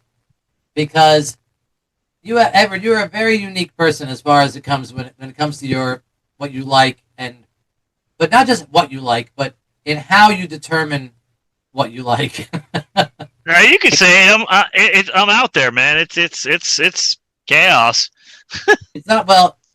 Also, I'm interested in noting the criteria you use in order to determine what are your favorite things. And it feels like over the years that you've been on the show, that your number one criteria to whether or not you like a movie, whether it belongs on your best of list, is have I seen it the most times? Like the movie you've watched the most seems to be the one that you favor the most. There's a fair amount of truth in that, but I also think there's a fair amount of truth in it's a cause and effect thing. The reason why I have seen it so much is because I do enjoy it as much as I do. Yes, but that's true. But the movies that have been around longer, you're obviously going to watch them more because they've been around longer. That's true. And as you have pointed out in the past, when we were kids, we didn't always have a choice as to what we watched. Yeah. So if it was on the most times, we wound up watching it the most times, but it didn't mean that we liked it the most. We were just kind of stuck watching it. Also, with one of your years, there's one year, the 1998 year, which was the wildest top 10 list in the history of all top 10 lists.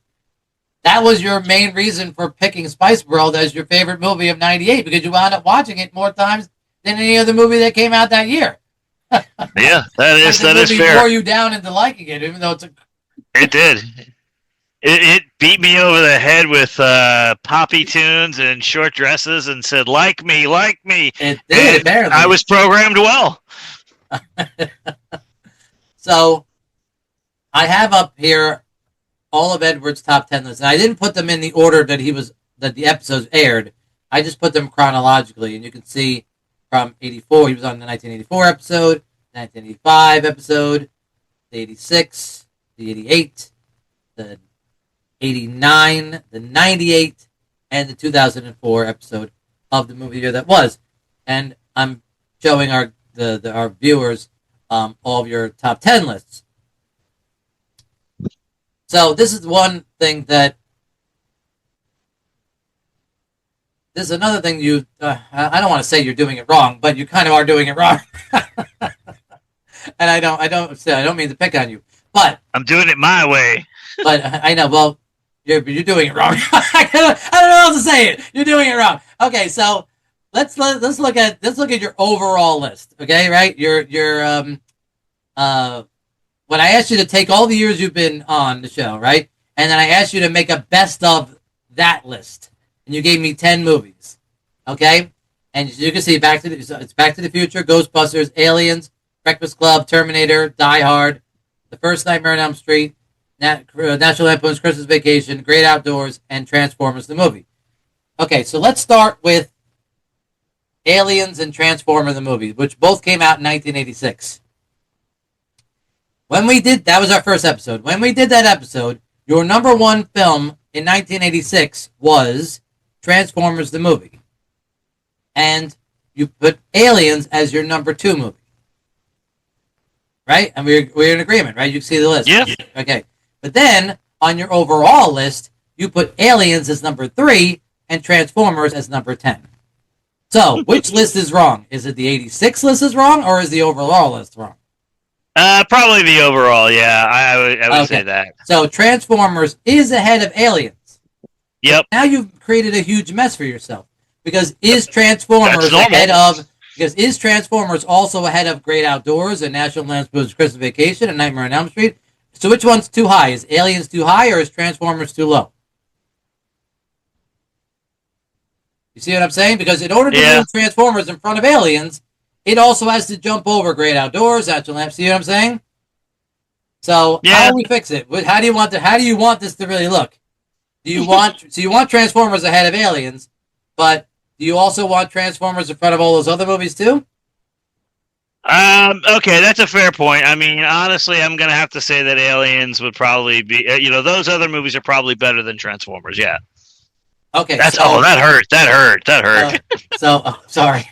Sorry to do this to you, but that's how you made your list in '86. So Aliens now has to come off of number 3 and move down to number 10, and everything else moves up a spot. Is that fair? Okay. Yep. Okay. That's good. I'm glad I got that one out of the way. That's one. It ain't over. It ain't over yet. There's another one. Hold on. What's another one? There's another one. There's another one. I'm sure I backed myself in the many corners. Not too many, but there you go. There's another one. Okay, 1984. 1984. You have Ghostbusters as 1, and then Terminator as 2, and then Indiana Jones and the Temple of Doom as 3. But on your overall list, you have Ghostbusters is the number 2, Terminator is 5, and then Nightmare on Elm Street is 7, and Indiana Jones and the Temple of Doom was only on your honorable mentions. So how did Temple of Doom fall behind Nightmare on Elm Street? So again, we've run into this problem again. Is Nightmare on Elm Street too high, or is Indiana Jones and the Temple of Doom too low? Probably Indy is too low. Okay, so is Nightmare on Elm Street still ahead of National Lampoon's Christmas Vacation, Great Outdoors, and Transformers the movie? Yeah, I would say that. Okay, so it could stay where it is, but then you want Indiana Jones right ahead of it. It's not better. You don't think Temple of Doom is better than Die Hard, right? No. Okay, yeah, so all right, so there you go. So that's how I fix it. So Indiana Jones and the Temple of Doom is now after Die Hard, but before Nightmare on Elm Street. Sounds good. But then that kicks off Aliens out of the top 10. Ow. Man, this is harder than Right? It's tough. It's tough. So are we still okay with that, or? Yeah, no, I think that'll work. It's such a hard thing. I mean, I love a lot of these films. You gotta kill your you have to kill your, as they say in writing, you have to kill your darling sometimes. Yeah. That's You and I both, just for the purposes of this anniversary episode, am I holding true to the just 10 in a top 10? But right. Aliens deserves to be one of your favorite movies, just because it doesn't fit in the top 10 list. That's why. Yeah. That's why I'm glad you did give me that extra bunch of movies. Oh, you can see I'm putting on the screen all of your honorable mentions. So Aliens just first on your honorable mentions, which is cool. And of these movies that you've given me between the top 10 and the alternates, it looks like you have way more movies from 1984 on here than any other year. Right? You got 84. You got Ghostbusters, Terminator, Nightmare on Elm Street, Temple of Doom. That's 4 right off the bat, and then on your honorable mentions you have Angel, and then you also have 16 Candles. That's 6. Revenge of the Nerds 7. Bachelor Party 8, and Last Starfighter. That's 9. You have 9 out of 20 movies. We're all from 1984. I was 12, man. It was an impressionable year. No, but it speaks highly of which one was your favorite year, which is really where I was going to get to at the end of this thing. So, if we just go by your best of list, your best of the best of lists, I would say 84 was your favorite. But I also sent you a list of all-star movies. Like every movie year has got like a list of all-star movies. Like the movies that the year is most known for. Not just the honorable mentions, but the year that the movie year that whatever, the movies that are most known from that year. And I'm just now pulling that one up. This was not as easy to put together either, because I tried to put them together. I tried to put these lists together from best to worst, like I think the most notable, or like the biggest movie from each year first on down. So, and now you see why my lists are so messed up. it's tough. It's a spreadsheet nightmare. Believe me, it really has been. But I know you only saw this today, but hopefully you hopefully you've had a chance to review it a little bit, including all of the years you haven't been on, right? Not just the years you have been on, because I would say that of the movie years you have been on, 84 was your favorite. Yeah. judging by your best of list, there, like I said, there are 9 out of 20 of them are from 1984. So, but looking at the other years, looking at all the, like I said, all the all-star lists from all the other years too, do you still think that 84 is your favorite, or do you have any other movie years that, like 87 is jam-packed with movies I'm sure you love, but you weren't on that episode? It's that's a rough one to say. I mean, honestly, I would still say it's still 84. So, but like you said, there's so many other movies from other years, but I guess 84 really has to edge anything else out, really. Yeah, I would guess for you personally, because that was really going to be my big question for you in this episode. What do you think is the best movie year that was of the ones that we've gone over so far in this podcast? But your best of list kind of gives it away because, like I said, almost half of all those movies are from the same year. Is anything? Yeah. What else is on? Wait, what? There's other movie years that have more than one entry. Like we said, 86 was one of them. And hold on, where is your list here again? 85 is a couple. Yeah, 85 has 1, 2, 3, 4, 5. Has 5.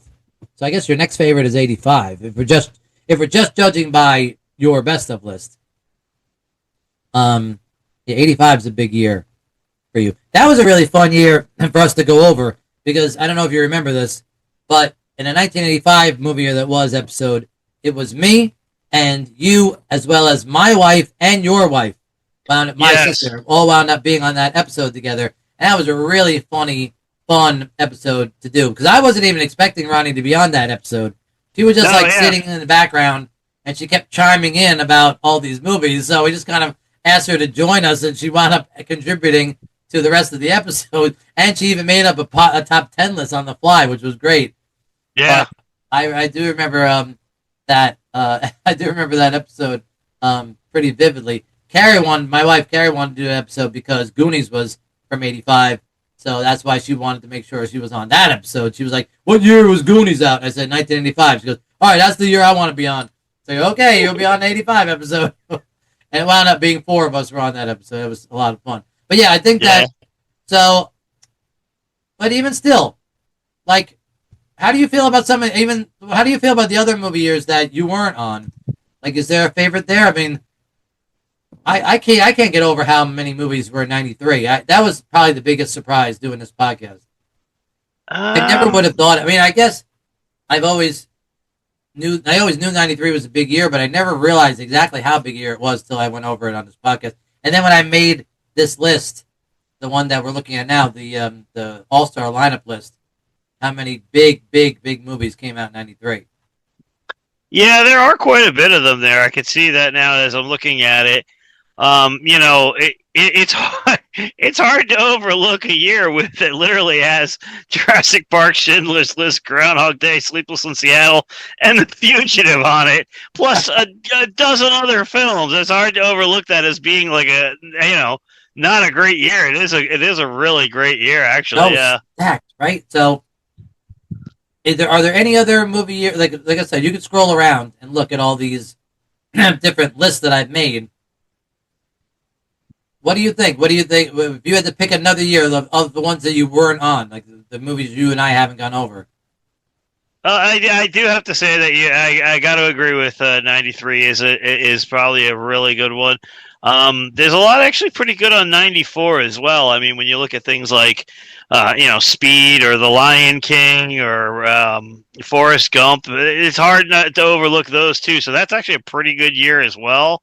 Yeah, I was looking at the All-Star list, and I realized that '94 doesn't have as long a list as other years, but not that the fact that the list is long means anything, because I think like 2004 has or whatever one of the 2000 years has like an incredibly long list of movies that came out that year that are on this All-Star list, but a lot of them aren't as good. Like I think it was 2004.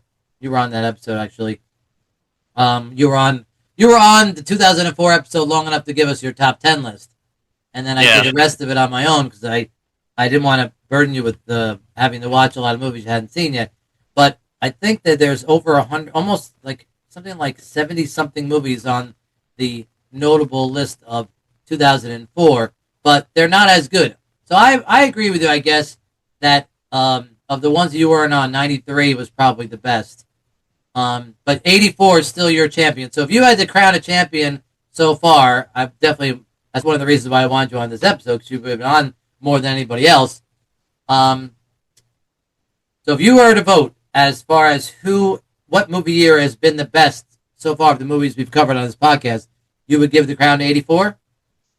Yeah, I think so. I would definitely give it to 84. Of course, I do have to agree. Sentimental one. I think the one where we actually kind of had the most fun was definitely the year with Goonies, 85. Only because oddly enough, we expected it just to be a regular episode, and those four very unique opinions, like blending together, gave it a completely different dimension. So I think that's like a sentimental favorite for me. Yeah, that was probably the most fun year we did of all the movie years that we did. But I think the best episodes that we did were the Star Wars episodes. And probably the funniest part of the entire podcast was that outtake when the ice cream truck showed up. And it was blaring in the background. You couldn't hear it, but I could hear it. And I was like, I gotta go see what the hell's wrong with this fucking ice cream truck. And I go over to the window and I say, yep, it's parked right in front of my house. And guess who is the one getting ice cream? My fucking wife.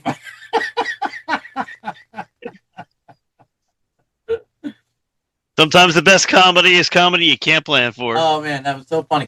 And there was one other one. There was one during the 85 episode when, I forget the movie we were talking about, but it was like a movie that you and Ronnie both hadn't seen yet, or you didn't remember whether you had seen it or not. And then Carrie went through and, like, she retold the plot. Like, she was trying to figure, I think it maybe Legend of Billie Jean or something. I forget what it was. Some movie. And she had actually looked up the plot to the movie on Wikipedia and was reading the plot to the film. And then after it was over, I said, so do you guys remember the movie? Any better now that Carrie has retold the plot or whatever? And then I think the both of you went, yep. And that was all you said. And then I said, scintillating. Boy, you guys are... Yes, easily our best commentary ever, right. That was the most insightful commentary of the whole podcast. Definitely got to get an award for that one. Right, seriously. You're going to get a best guest. But listen, in all honesty, you have been my best guest, all right? I mean, first, I can't ask you to watch as many movies as I have, and we're never going to have the same taste in movies. But it's still been so much fun. I think that... listen, we've known each other forever. We've known each other for what? I don't even know how long we've known each other. Over 20 years, right? But, yeah, easily. Okay, I guess closer to 30 years now. But I think that doing these episodes and having these long conversations with you, I think that we have grown closer as friends, and I wouldn't trade that for anything. So I really look forward to doing more episodes with you. And I really thank you again for taking the time to be on our anniversary episode, and I have your vote as the best movie year that was so far of the movies we've done in this podcast as the movie year that was 1984. Indeed. So, all right, Everett, thank you so much for being on the anniversary episode, and not just listen to this one, but watch this one too, because we're on video finally. All right, so that way you can see that you can at least help get my numbers up. My kids swear that Dad, people watch podcasts now. They don't just listen to podcasts now. You got to do video podcasts. So I decided to do it for the anniversary episode. So that's what they'll be. If it works, I'll keep doing video episodes. If not, well, I'll tell you, my nephew has tuned into a couple episodes, and that was one of his biggest things as well. Oh, that we should be on video? Yeah, because his whole concept was he goes it's not a bad show. He goes I'm just used to watching things as opposed to just listening to it, and I was like, that's I guess I can understand that, but you know, I've been hidden under the anonymity of radio, so now everybody knows what I look like. So I hope people aren't disappointed in how I look. because all the mystery is that, oh, I wonder what this guy looks like. Although, that's a ridiculous thing to say because I think every single person who listens to this podcast up to now knew me personally. So it's not like they didn't know what I looked like before. But whatever. Hey, don't feel bad, man. I mean, you're probably doing better than I am in terms of looks. So hey. No comment. No comment. Okay, so I want to go back to this idea that I was talking about with Edward about like the all-star lineups of every movie year. Because I know that when I started this podcast, I wanted the objective to be to really judge a movie year based on all of the movies that came out in any one calendar year. But I understand that the tendency with most people, and I guess I'm just like most people, that I'm going to judge a movie year just like most people will, based on all of the best movies that came out in every year. So I think maybe one of the best ways to decide which is the best movie year of the ones we've talked about so far in this podcast is to judge their all-star lineups and not just see which movie year has the most movies on its all-star lineup, but which all-star lineup is the best of the ones that we've talked about so far. Okay, so we're just going to start chronologically again, and we'll start with 83. And as you can see, the movies that are on its all-star lineup are really good. Return of the Jedi and National Lampoon's Vacation and Christmas Story and Risky Business and Mr. Mom and The Right Stuff and Trading Places and War Games and Terms of Endearment. Those are all really good movies, but there's not a lot on there. There's not a lot of them, right? Well, certainly not as many as there are in other years. I know there aren't as many movies that came out in 83, and I'm not as familiar with the year of 1983 as I am in the other years of this podcast, but there aren't as many. That's all I'm saying. Is that even though there are good movies and some of my favorites, like Return of the Jedi is one of my all-time favorites, there's not that many movies on this list. So I think that even though some of my favorite movies are on this list of 83, I think 83 is more towards the bottom of the list. You understand what I'm saying? It helps. It helps. I mean, it's kind of a really good guide. It's probably maybe one of the best guides I have so far of the things I've talked about in this podcast about how to rank these movie years against each other. Now, again, just going to 1984, the next year has significantly more. I think this one has more than twice as many, almost 3 times as many.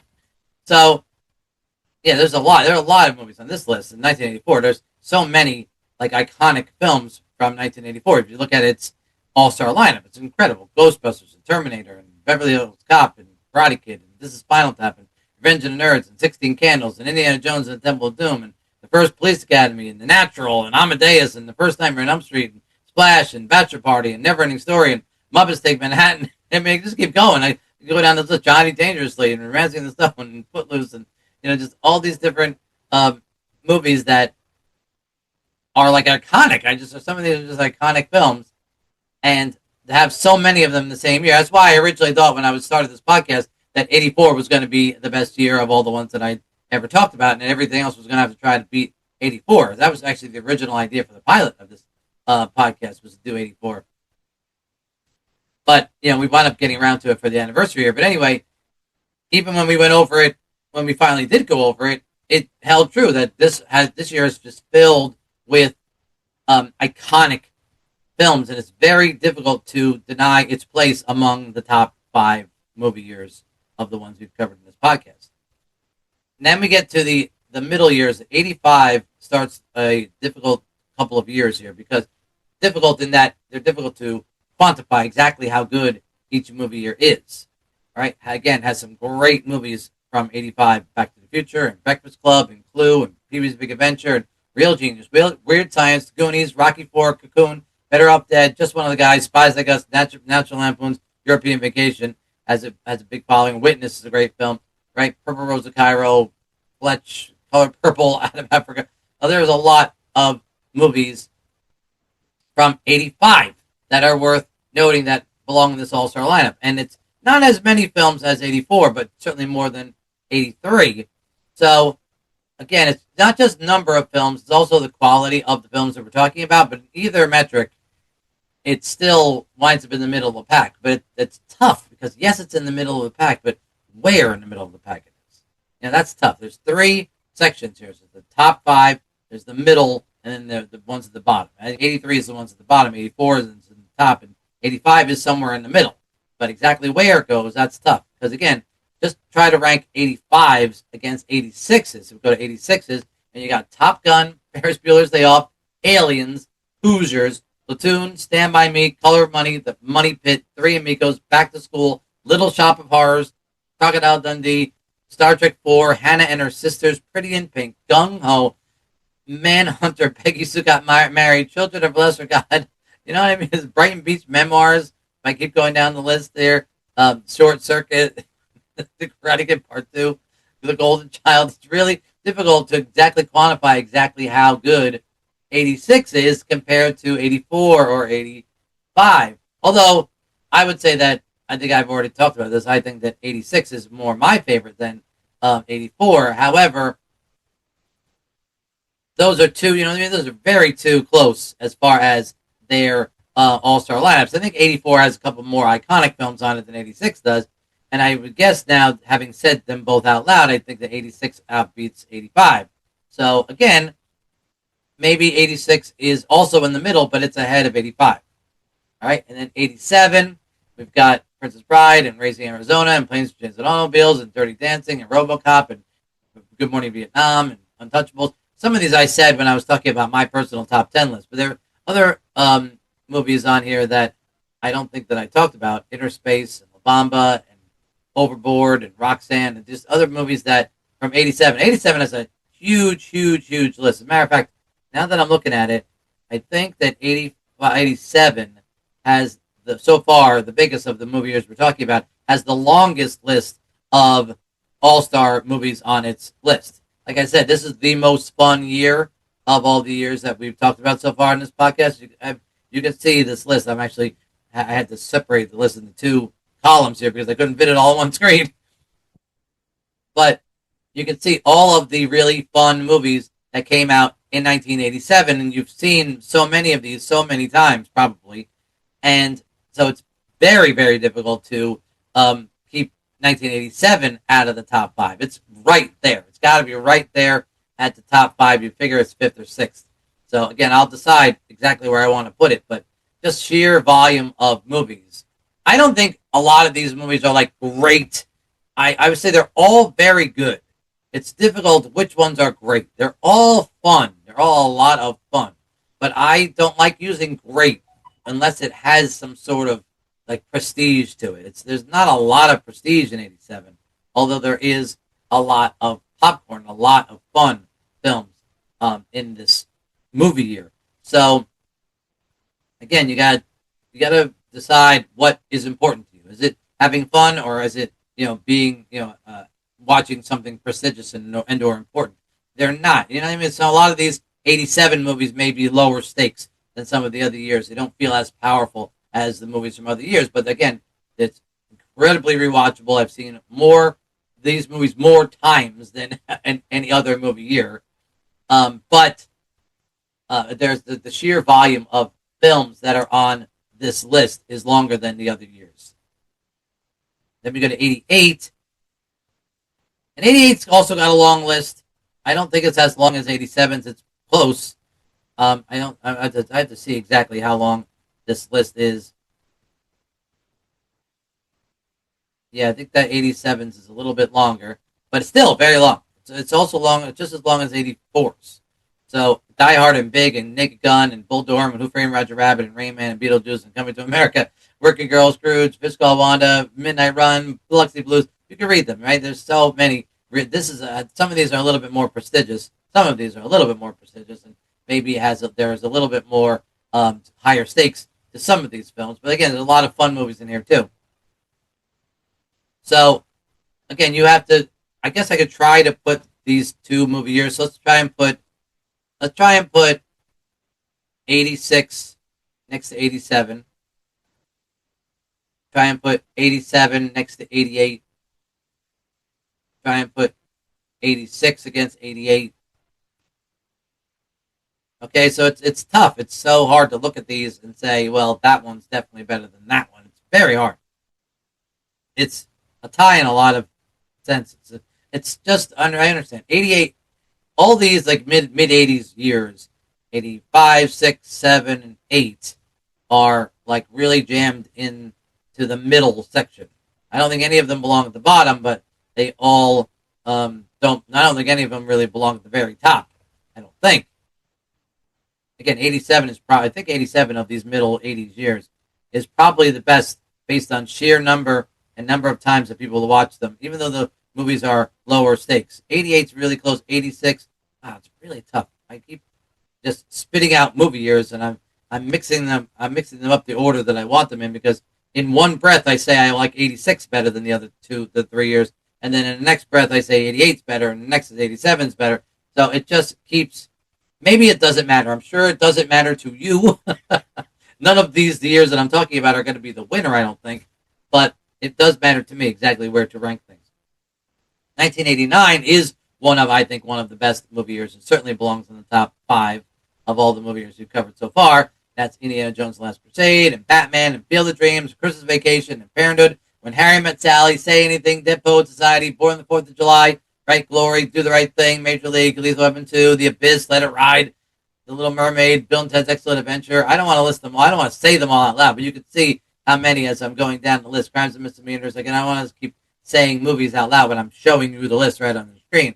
But as you can see, all of the great movies that came out in 1989, I think, especially towards the top of this all-star lineup, is the makes 89 one of the best movie years that we've talked about so far in this podcast. And like I said, for me personally, I've already covered this. There are more of my very favorite movies on this list than any other movie year that we've talked about so far, and it ranks higher on average on my top 200 list of all time, too. Then we skip ahead to 1993, and again, this was the biggest surprise of the podcast, and how many great, look at the all-star lineup from 1993. We've already talked about a bunch of great movie years. How about the all-star lineup from 1993? You talked about this with Edward. Edward even noted how good a movie year this was, even though he wasn't on this episode.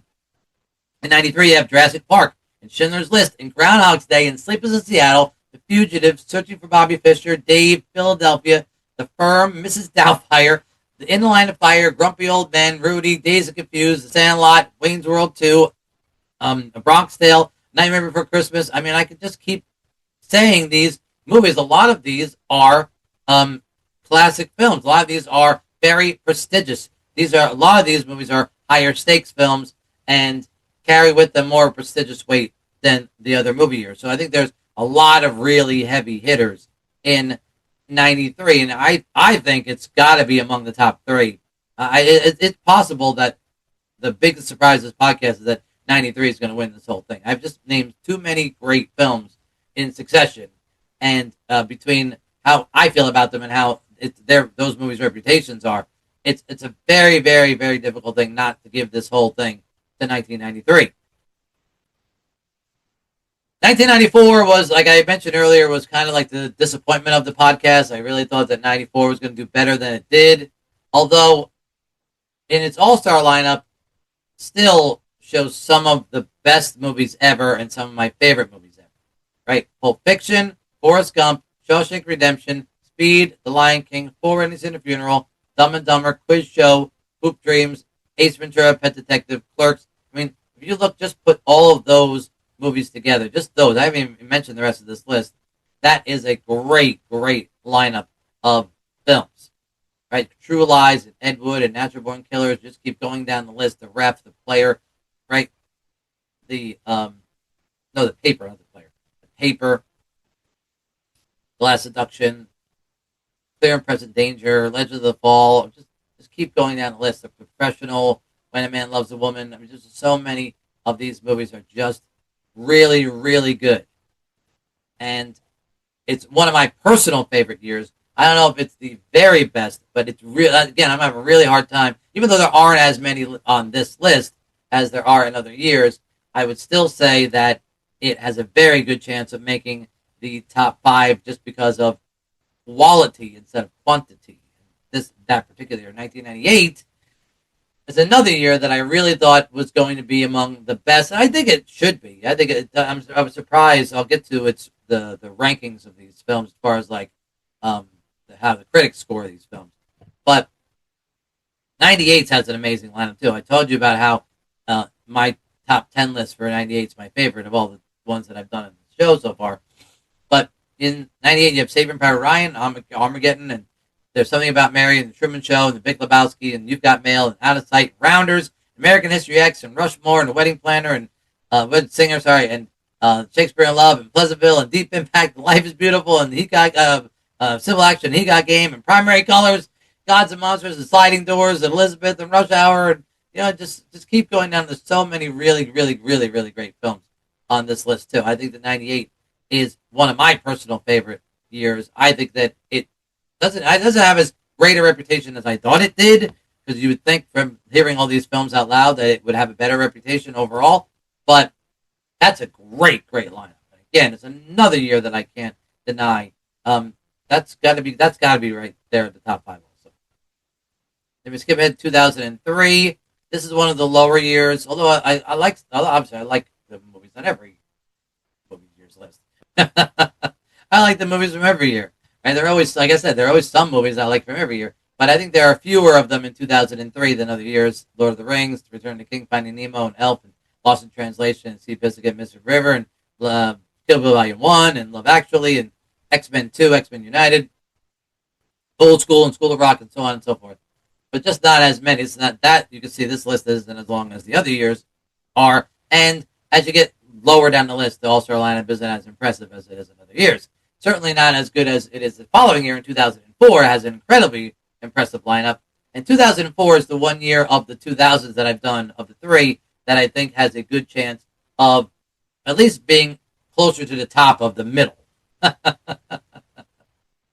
Anchorman, and Spider-Man 2, and Shrek 2, and The Incredibles, and The Aviator, and Kill Bill Volume 2, and Sideways, and Born Supremacy, and Mean Girls, and Before Sunrise, and Napoleon Dynamite, and National Treasure, and Shaun of the Dead, and Garden State, and Collateral, and Ray, and Harry Potter, and Prisoner of Azkaban, and Million Dollar Baby, and Lemony Snicket's A Series of Unfortunate Events, and Eternal Sunshine of the Spotless Mind, and just so on, and Dodgeball, and so many different other films that as you go down this list, it has so many. It has a lot of really great films. Actually, I think 2004 has just as many movies on its All-Star lineup as any other year. Let's see. It goes from there, from 248 down to, yeah, it does. It has like 70. It has like 70 movies.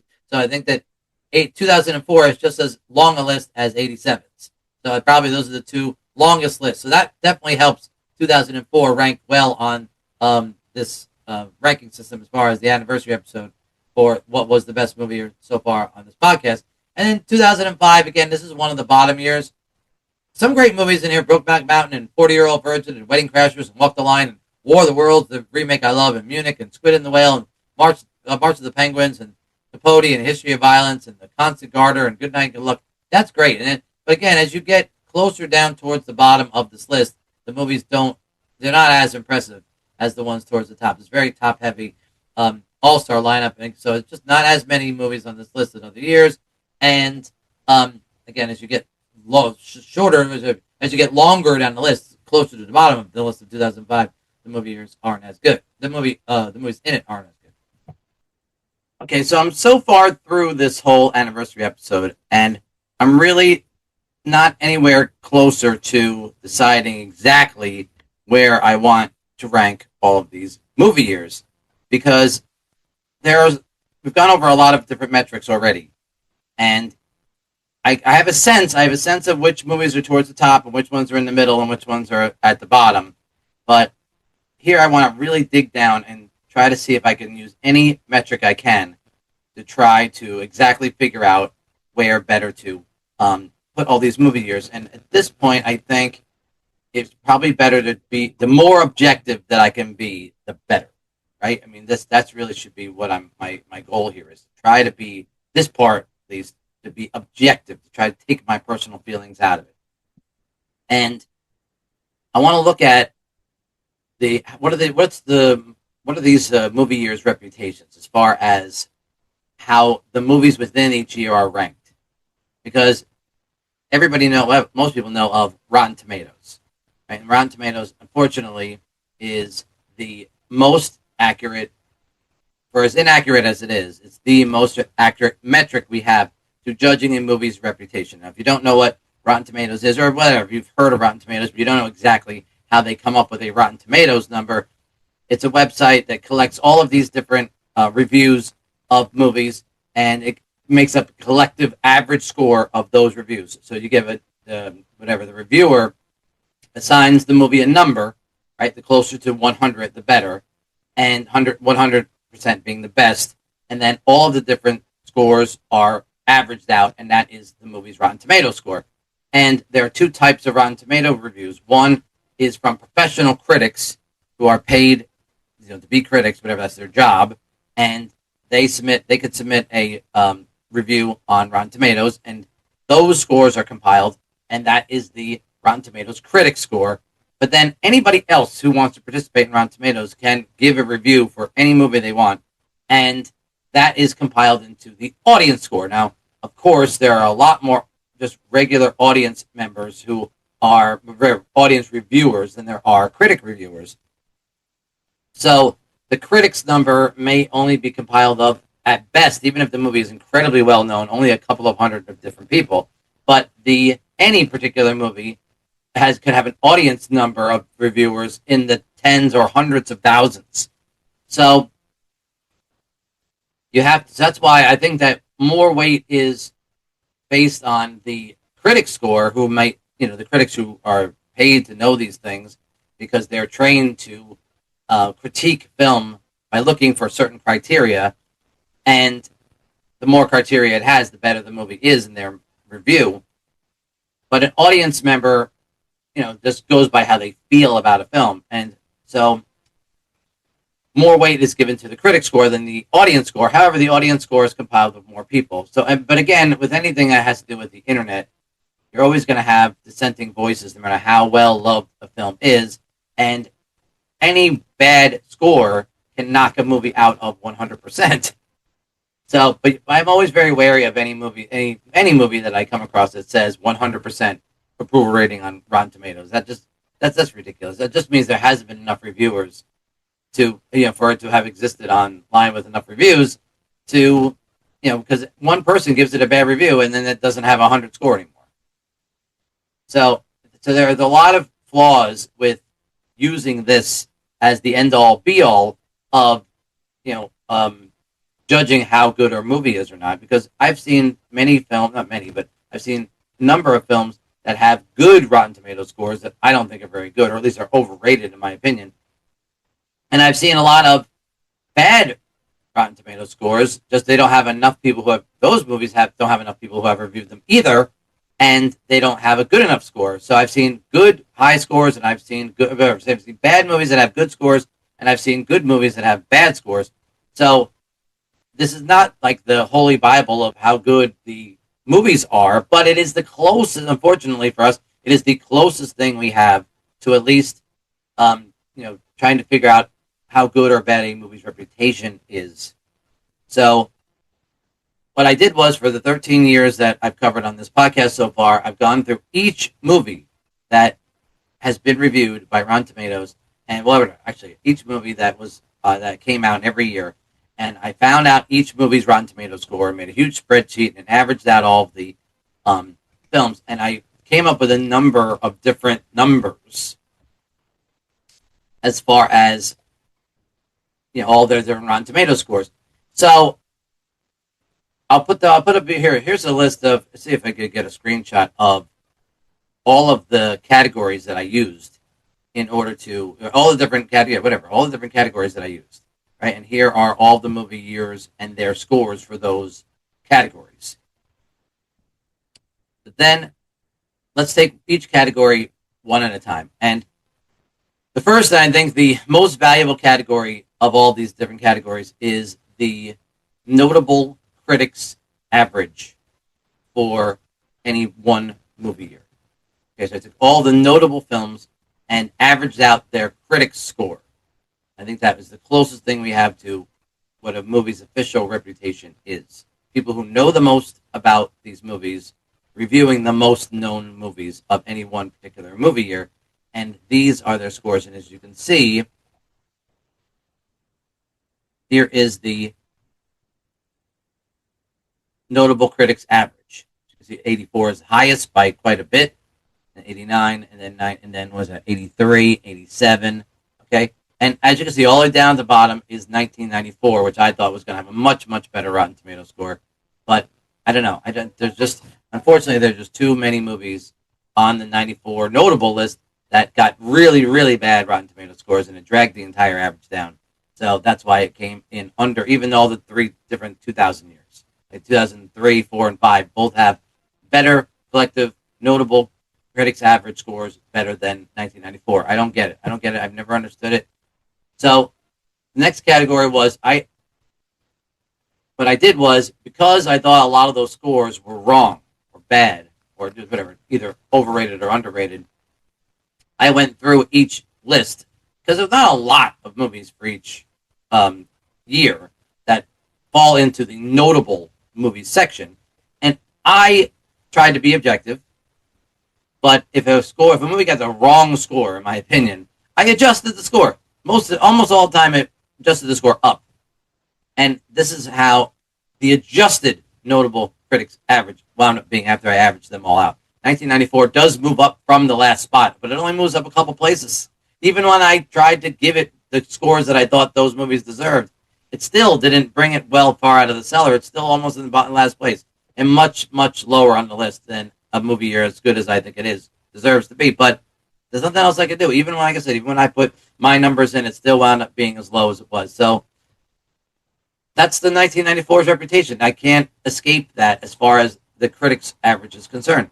1989 does jump ahead of 1984 when I do the adjustment. And I guess a little bit of that might be biased. I know that I'm trying to be objective, but I'm sure that a little bit of my personal favoritism may have filtered in. I like 89 a lot. I personally like 1989 a lot more than 1984, but 1984 still is up there towards the top. 1983 is very unusual. I really did not think, maybe it's because there weren't a lot of movies in that year, that the critics' average is so high, but it's really high. It's much higher than I expected it was going to be.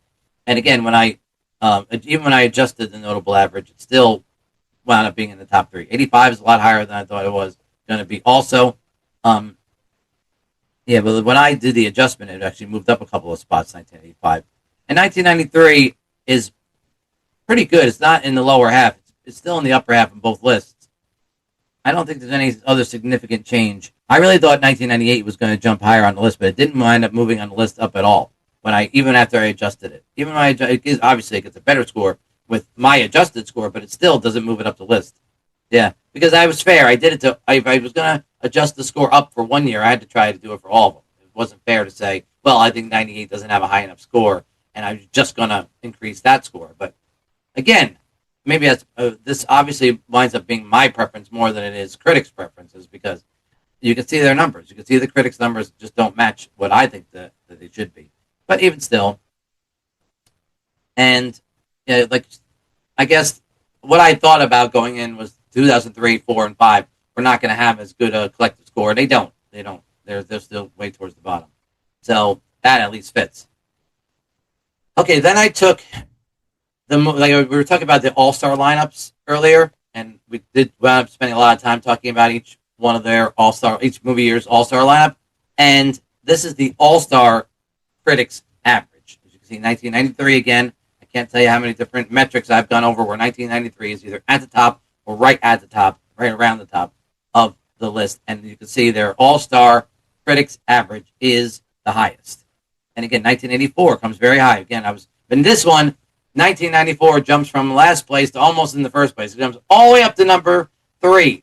So you can see the top of 94 is thought of in a much, much higher regard than the rest of the notable films that came out in that year. So there, I finally figured out a metric. Of course, I guess I'm nitpicking now if I could just kind of splinter off the movies that I want to be on the list. Obviously, I could get 1994's numbers up, but at least I did find a metric where it wasn't hovering around last place. Again, I cannot shake 83 out of the critics' average. I don't think 83 is that good. I just don't think there's enough movies in it to compete in this Royal Rumble of movie years. But the critics definitely do like the movie year that was 1983. And as there's, again, the all-star average is pretty high. Again, I'm not judging it by as many movies because there weren't as many movies made in that year. But of its all-star lineup, its critics average is still in the top 5. 1987 is pretty good. Now, 2003 jumps all the way up. Again, I think 2003 is probably the worst movie year of the ones we're talking about. but its all-star average is really high. And 2004, which I think is the best of the 2000 years that I've talked about in the show so far, is in last place. That again, that is another surprise. Okay, so not just the notable films, and not just the all-star movies, but if you take all of the movies, every single film that from each movie year's list, and you take all of the critics' scores, not and by the way, not every single movie gets a critic score. There are some movies that have come out, and I've looked up their critic score, and it doesn't exist, just as a blank number, right? There is no average critic score. Because I guess it has to have enough critic reviews in order to get a critic score. It doesn't have enough. So, but even still, if I took all of the critic scores from every single movie, good, bad, or ugly, and average them all out, and this is what the total critics average looks like. Now, 1984 jumps back up to the top. 1987 jumps up to number 2. Again, 1983 is third, and then we got 1985 is fourth, 86 is fifth, and then 93 is seventh. Towards the bottom again is 2003, 4, and 5, where I thought they would be. 1994 is not in last, but again, it's way towards the bottom. And my favorite movie year, 1989, is way towards the bottom also. It's in the bottom third. I was very surprised about that also. To talk about, so that's all the critic scores. That's all the critic scores that I'm going to go over on this anniversary episode. It doesn't help me too much. I think that it means that I'm judging 1983 a little bit too harshly. It was good at all of those different metrics. So I am going to have to rethink whether or not 83 is as low on the list as it is. Also, it's a knock against 93, which, well, I guess almost against 93. It still did do very good in its critics all-star average. But yeah, so that's I think the takeaway from that is that 83 is better than I think. At least the critics think it's better than I think it is. So that's tough. And again, 89 and 98, 2 years that I think should be much higher on this list in total. That they had a tough time of it with the critics, unfortunately, compared to these other movie years. 85 actually is better with the critics than I thought it was going to be. 87 and 86 and 87, I guess, are around where I thought they would be. Again, the total critics average for 87 is very, very high, so it definitely helps its case of being the best of the mid-80s years. Okay, so let's go to the audience scores. It's funny, I forgot to mention this earlier, but I've never mentioned this. But one thing that I noticed while I was going through all of these different reviews for these movies is that I could find a number of 100% critic scores for any movie. Every year has got its number of critical scores from Rotten Tomatoes that has 100%. But I could not find one out of 13 years worth of movies where the audience average was 100%. Not one movie on Rotten Tomatoes has an audience score of 100%. And that makes perfect sense, obviously. There's usually 10, sometimes hundreds of thousands of reviews for any one movie. The chances that every single person gave it 100, or at least enough people gave it 100%, that it still has 100% on Rotten Tomatoes audience score feels like it's virtually impossible. It's not virtual. It feels like mathematically virtually impossible. But so sometimes you would think that the audience, which could judge a movie a lot with a lot less stringency than a critic would, you would think that the critics average would be worse than the audience average. I guess that's true sometimes for like funner movies that are more fun, right? Less stakes, lower stakes, better time at the movies kind of movies sometimes do better with audiences than with critics. But the rest of the time, the audience scores always seems to be lower than the critic score. It's just that's another surprise with doing this and compiling these numbers that I found so often that a very well loved movie had a better critic score than an audience score. But again, that's probably just because of the volume of people who are submitting reviews. It's a lot higher, and more people who review it, the more chance you have of some dissenting people or just people who like to be contradictory to everybody. Everybody else likes it, so I'm going to hate it. Sort of philosophy that seems to be more and more prevalent nowadays. You'll always find that in any movie, that just anything that everybody likes, there's always somebody out there who's going to make a point to not like it just because everybody else likes it. I don't want to say that I'm one of those people, but sometimes I do resent something for being overrated, right? So sometimes that could sometimes cloud my judgment about how good I think something is.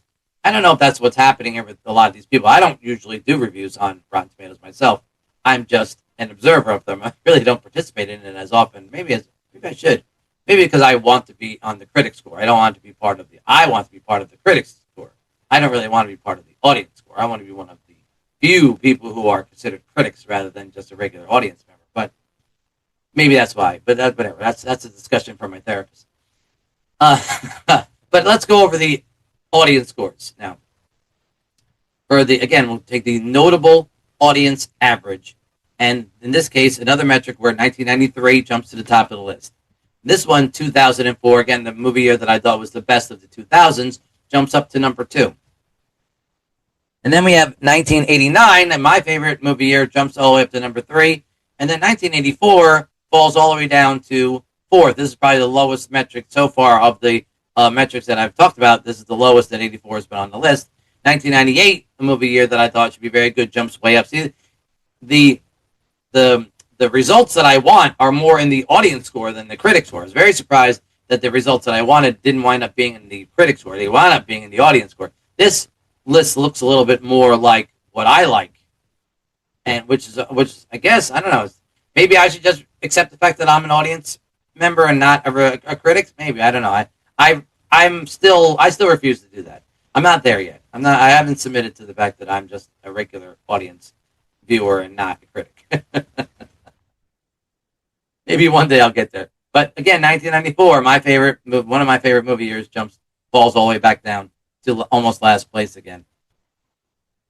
But again, this where I'm cloudiest about where I'm going to rank all these films, all these movie years, is in the mid 80s, the 85, 86, 87, where exactly to put those in ranking order.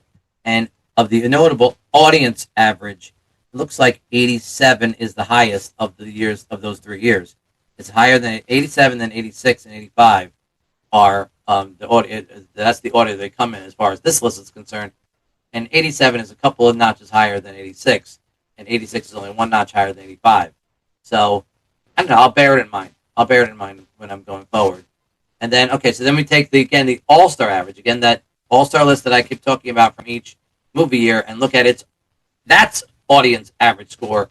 And then again, 93 is up the top again. 1994, one of my favorite movie years, is all the way at the top. 2003 again, which is the 2000 year that I didn't think is as good as the other ones, has a very good audience score. So audiences do like 2003 more than I do, I guess, at least for its all-star average. 1984 is still in the top 5 again. 89 rounds out just misses the top 5. 83 has its lowest average here. Its worst average, I guess. Yeah, I guess it's lowest average. 80s again. 87, 86, 85. Again, 87 is higher than 86 and 85. But again, it is 87, 86, 85 in that order. And then 1988 is that 88. 88 falls all the way to the bottom. And 2004 again is the year that I thought was the best of the 2000 years. Falls all the way down to almost last place. I don't understand that either. Okay, and then the last one is the total audience average. Again, every single movie, whether it's notable or all-star or just any of the other movies in the entire, and there are more movies that have been reviewed by audience members than critics. Sometimes the critics review is blank, but almost every single movie that I looked up from every single movie year has an audience score at least. So this was the biggest collection of numbers to average out. And then when you take that into account, 2005 jumps all the way up to the top. 2005 actually does get a metric where it is the highest ranking movie year of the ones we're talking about, and that is the total audience average. So every single movie averaged out its audience score in 2005, jumps all the way up to the top. 1984 again belongs in the top 5 again, and 1998, one of my favorite movie years, is third. And this one of the 80, 85, 86, 87 years, 85 is the highest. Right, 93 just misses the top 5, and then 2004. Wait, where's 87? Then there's 87, and then there's 86.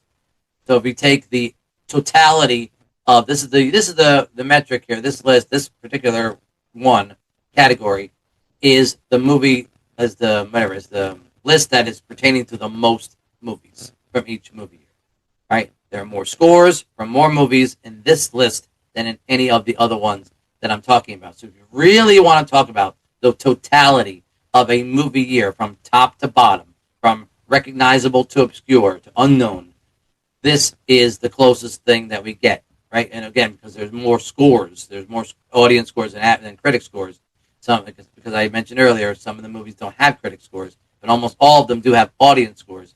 So if you take all that, the most scores that I find from any one category is this one. So looking at it objectively, taking my personal feelings out of it, this is the closest thing we have to what a movie's reputation is for the entirety of the movie year, which is surprising that 2005 is at the top of that list. And that 1989 is at the dead bottom of it, right? My favorite. One of my least favorites at the top, and one of my very most favorite is at the bottom. So that certainly was a surprise. But again, like in any movie year, we all gravitate towards the best of what was from that year, and we just forget about all of the movies that were bad or not notable. But the objective of this podcast is really to look at the entirety of a movie year to judge exactly how good it was. So 2005 does have its merit. See, like I said, every single movie year, no matter how bad it is, still is very good, depending on the metric you use, depending on the category you put it in. And even a movie year as new as 2005, which is the newest, the youngest movie year that I've discussed on this podcast, as far as the totality of the movie year is concerned, there are some categories where it is the best, or at least among the best. Right? Again, its box office score was one of the best, and here its total audience average is the very best. So all these numbers can be confusing. Sometimes you can just look at too many numbers. It's not like this solved the problem. Oh yeah, obviously you just keep looking at all these different categories and I keep coming up with the same result. There's a lot of varying results. In some years, a movie year that I think belongs very high on the list is high in that particular group. And then sometimes, a bad one, a good one winds up towards the bottom.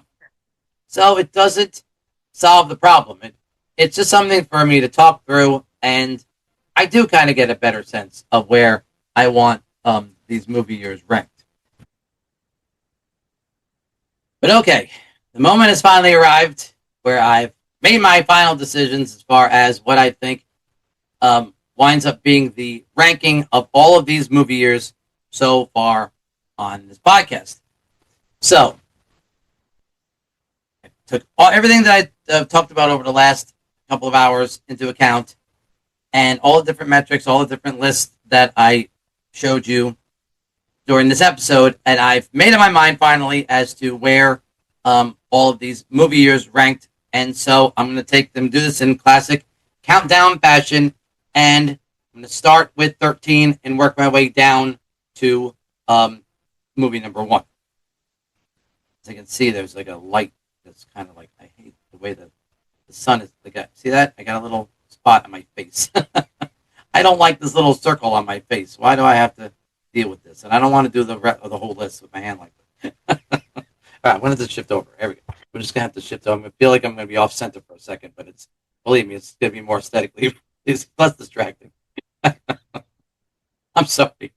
I'm stalling. I'm coming up with any excuse not to come up with this list, not to finalize this list after all this. I can't stand this little stupid little dot on the sun is making this little circle on my face. It's really pissing me off. Right? All right, forget it. I'm going to come back tomorrow when the sun's on the when the sun's in a different spot. No. I've stalled long enough.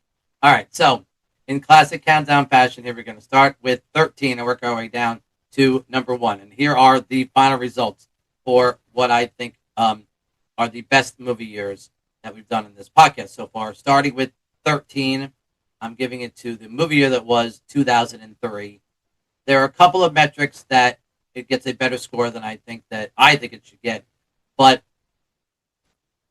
given the number of movies that are in that year and its critic scores and how I feel about it, I think it's after all is said and done, it really belongs where it is. Next is 2005, winds up number 12. And then the first surprise is that the movie that was 1988 comes in at 11th.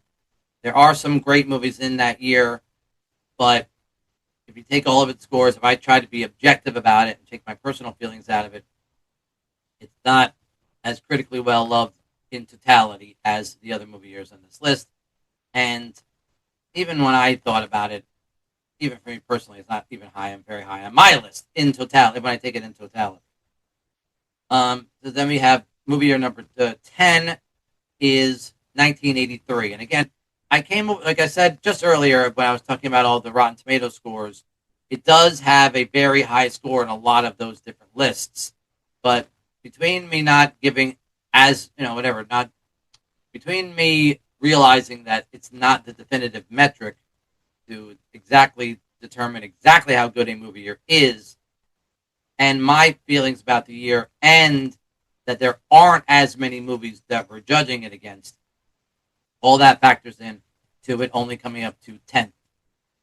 Cracking the top 10 is one of the 2000 years, and the best of the three 2000 years, in my opinion, is the movie year that was 2004, winds up at 9th. And then we have to get to remember I was telling you, trying to figure out where the 85, 86, 87 wind up going, because they're very close, very, very close, as far as which is the better of the three movie years.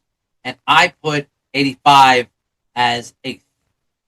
A lot of great movie years in it, but again, if you just take all the different categories that I've talked about, it winds up coming in 3rd of the 3 years that I've mentioned. 1986 has some classic movies in it, but I'm going to still put it at 7th. I still feel comfortable putting it where it is. There's just too many other better movie years ahead of it. That's the only reason why 86 winds up as high as it is. Although it is a surprise. I really thought that it was going to wind up coming towards the bottom, because it was the first movie year that we talked about, and I didn't come away feeling as impressed with it, even with the next movie year that I did after. And yet, 86 wound up with a better overall score throughout this whole anniversary episode than 88. And if you had listened to 88 after 86, Edward and I decided that 88 was better than 86. And upon further review, no, it's not. I think 86 is better than 88. And better than 85, right? So then this is where I was probably the most objective of any ranking on this list. And that is, I put the movie year that was 1998 at 6th. And I don't personally, I would never put it that low. I personally would never put it that low. Just if there's too many categories where it didn't score anywhere near as good as I would have scored it. So its reputation has to be taken into account. And it's not as good. Unfortunately, it's just not as highly ranked in movie year as some of these other movies. So if I just take my personal feelings out of it and just be as objective as possible, although it has my favorite top 10 list of all of the movie years I've talked about in the show so far, and I think it deserves a better ranking, I'm going to be as objective as possible and give it 6. So it does not crack, 1998 does not crack the top 5. I could not, however, abstain all my subjectivity when it came to 1994.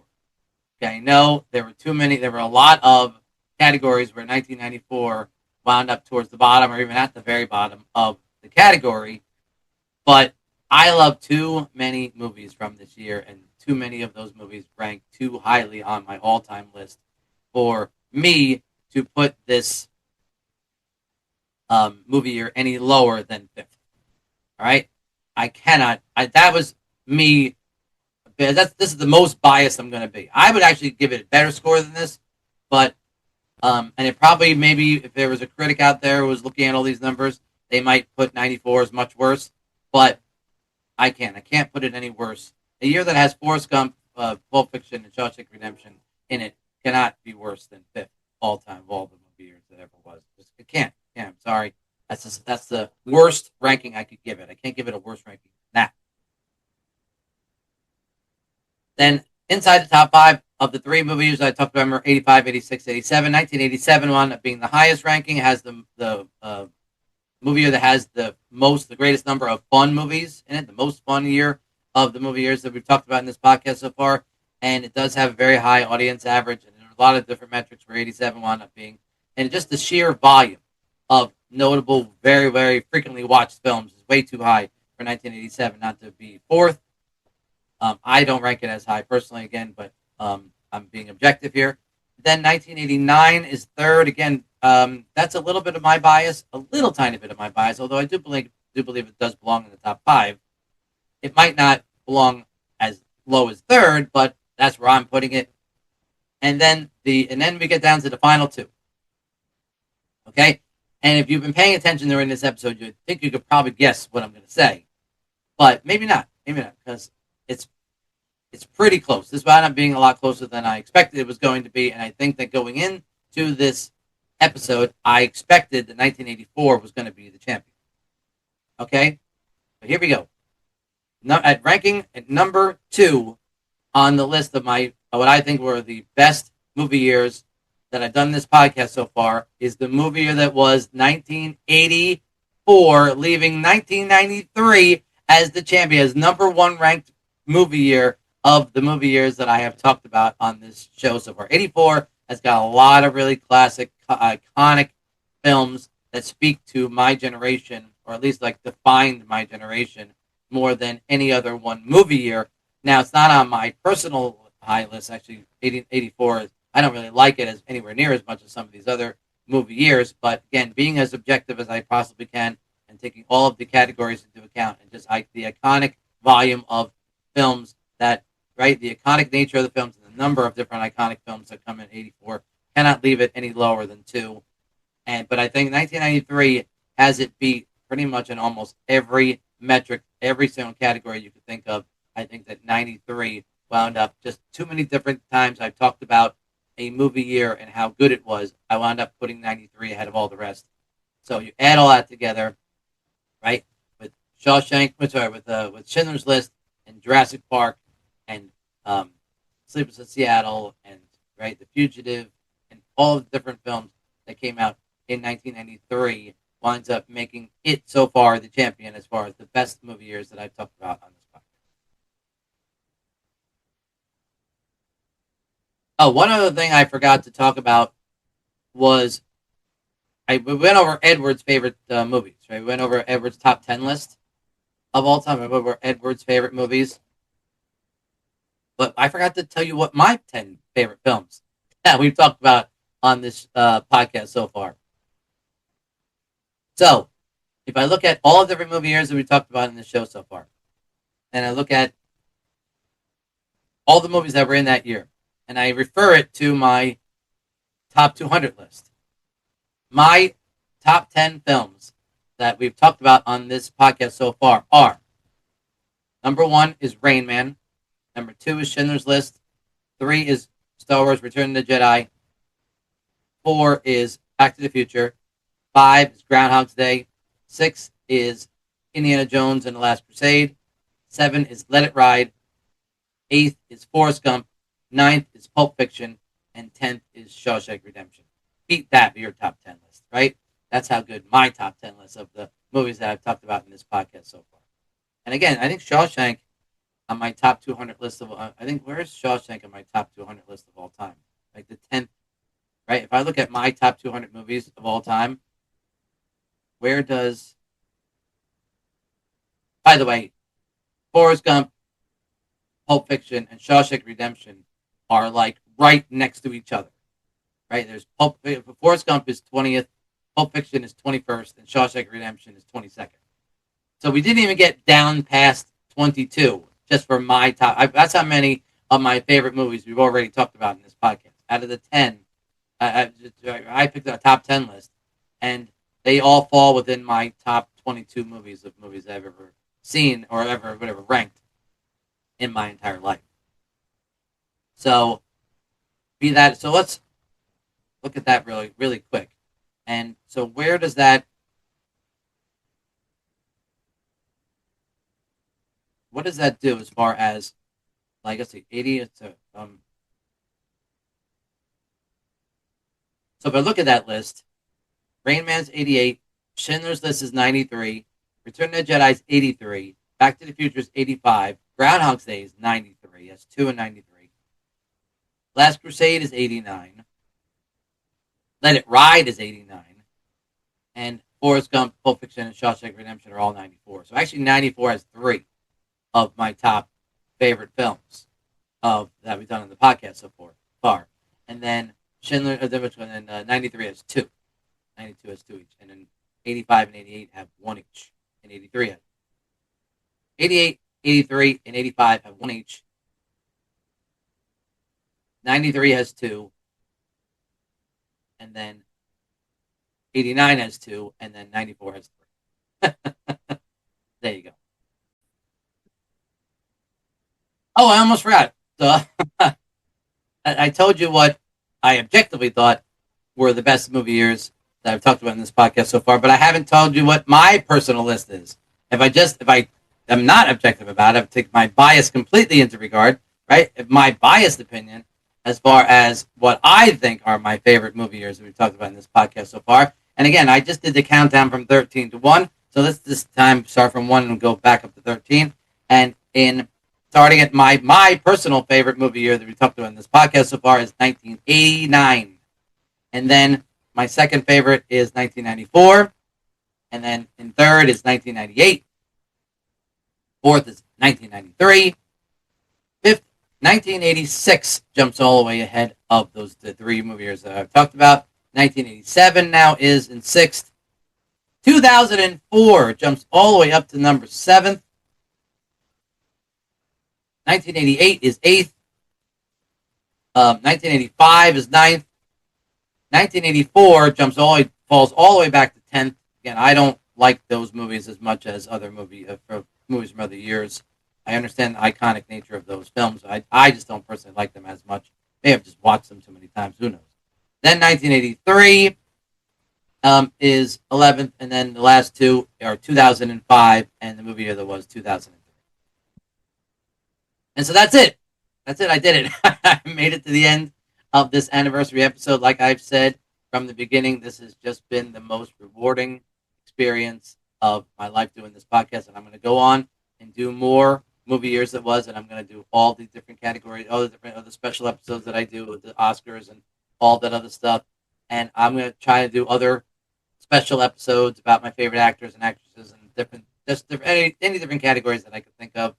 And this is a work in progress. I'm trying to get better at this, and I'm hoping that I will continue to improve how I do as a podcaster and reviewing these movie years going forward. But as far as this is concerned, the champion for the movie year that was going forward, every other movie year that I do has got to, if they want to be the champion, has got to be better than the movie year that was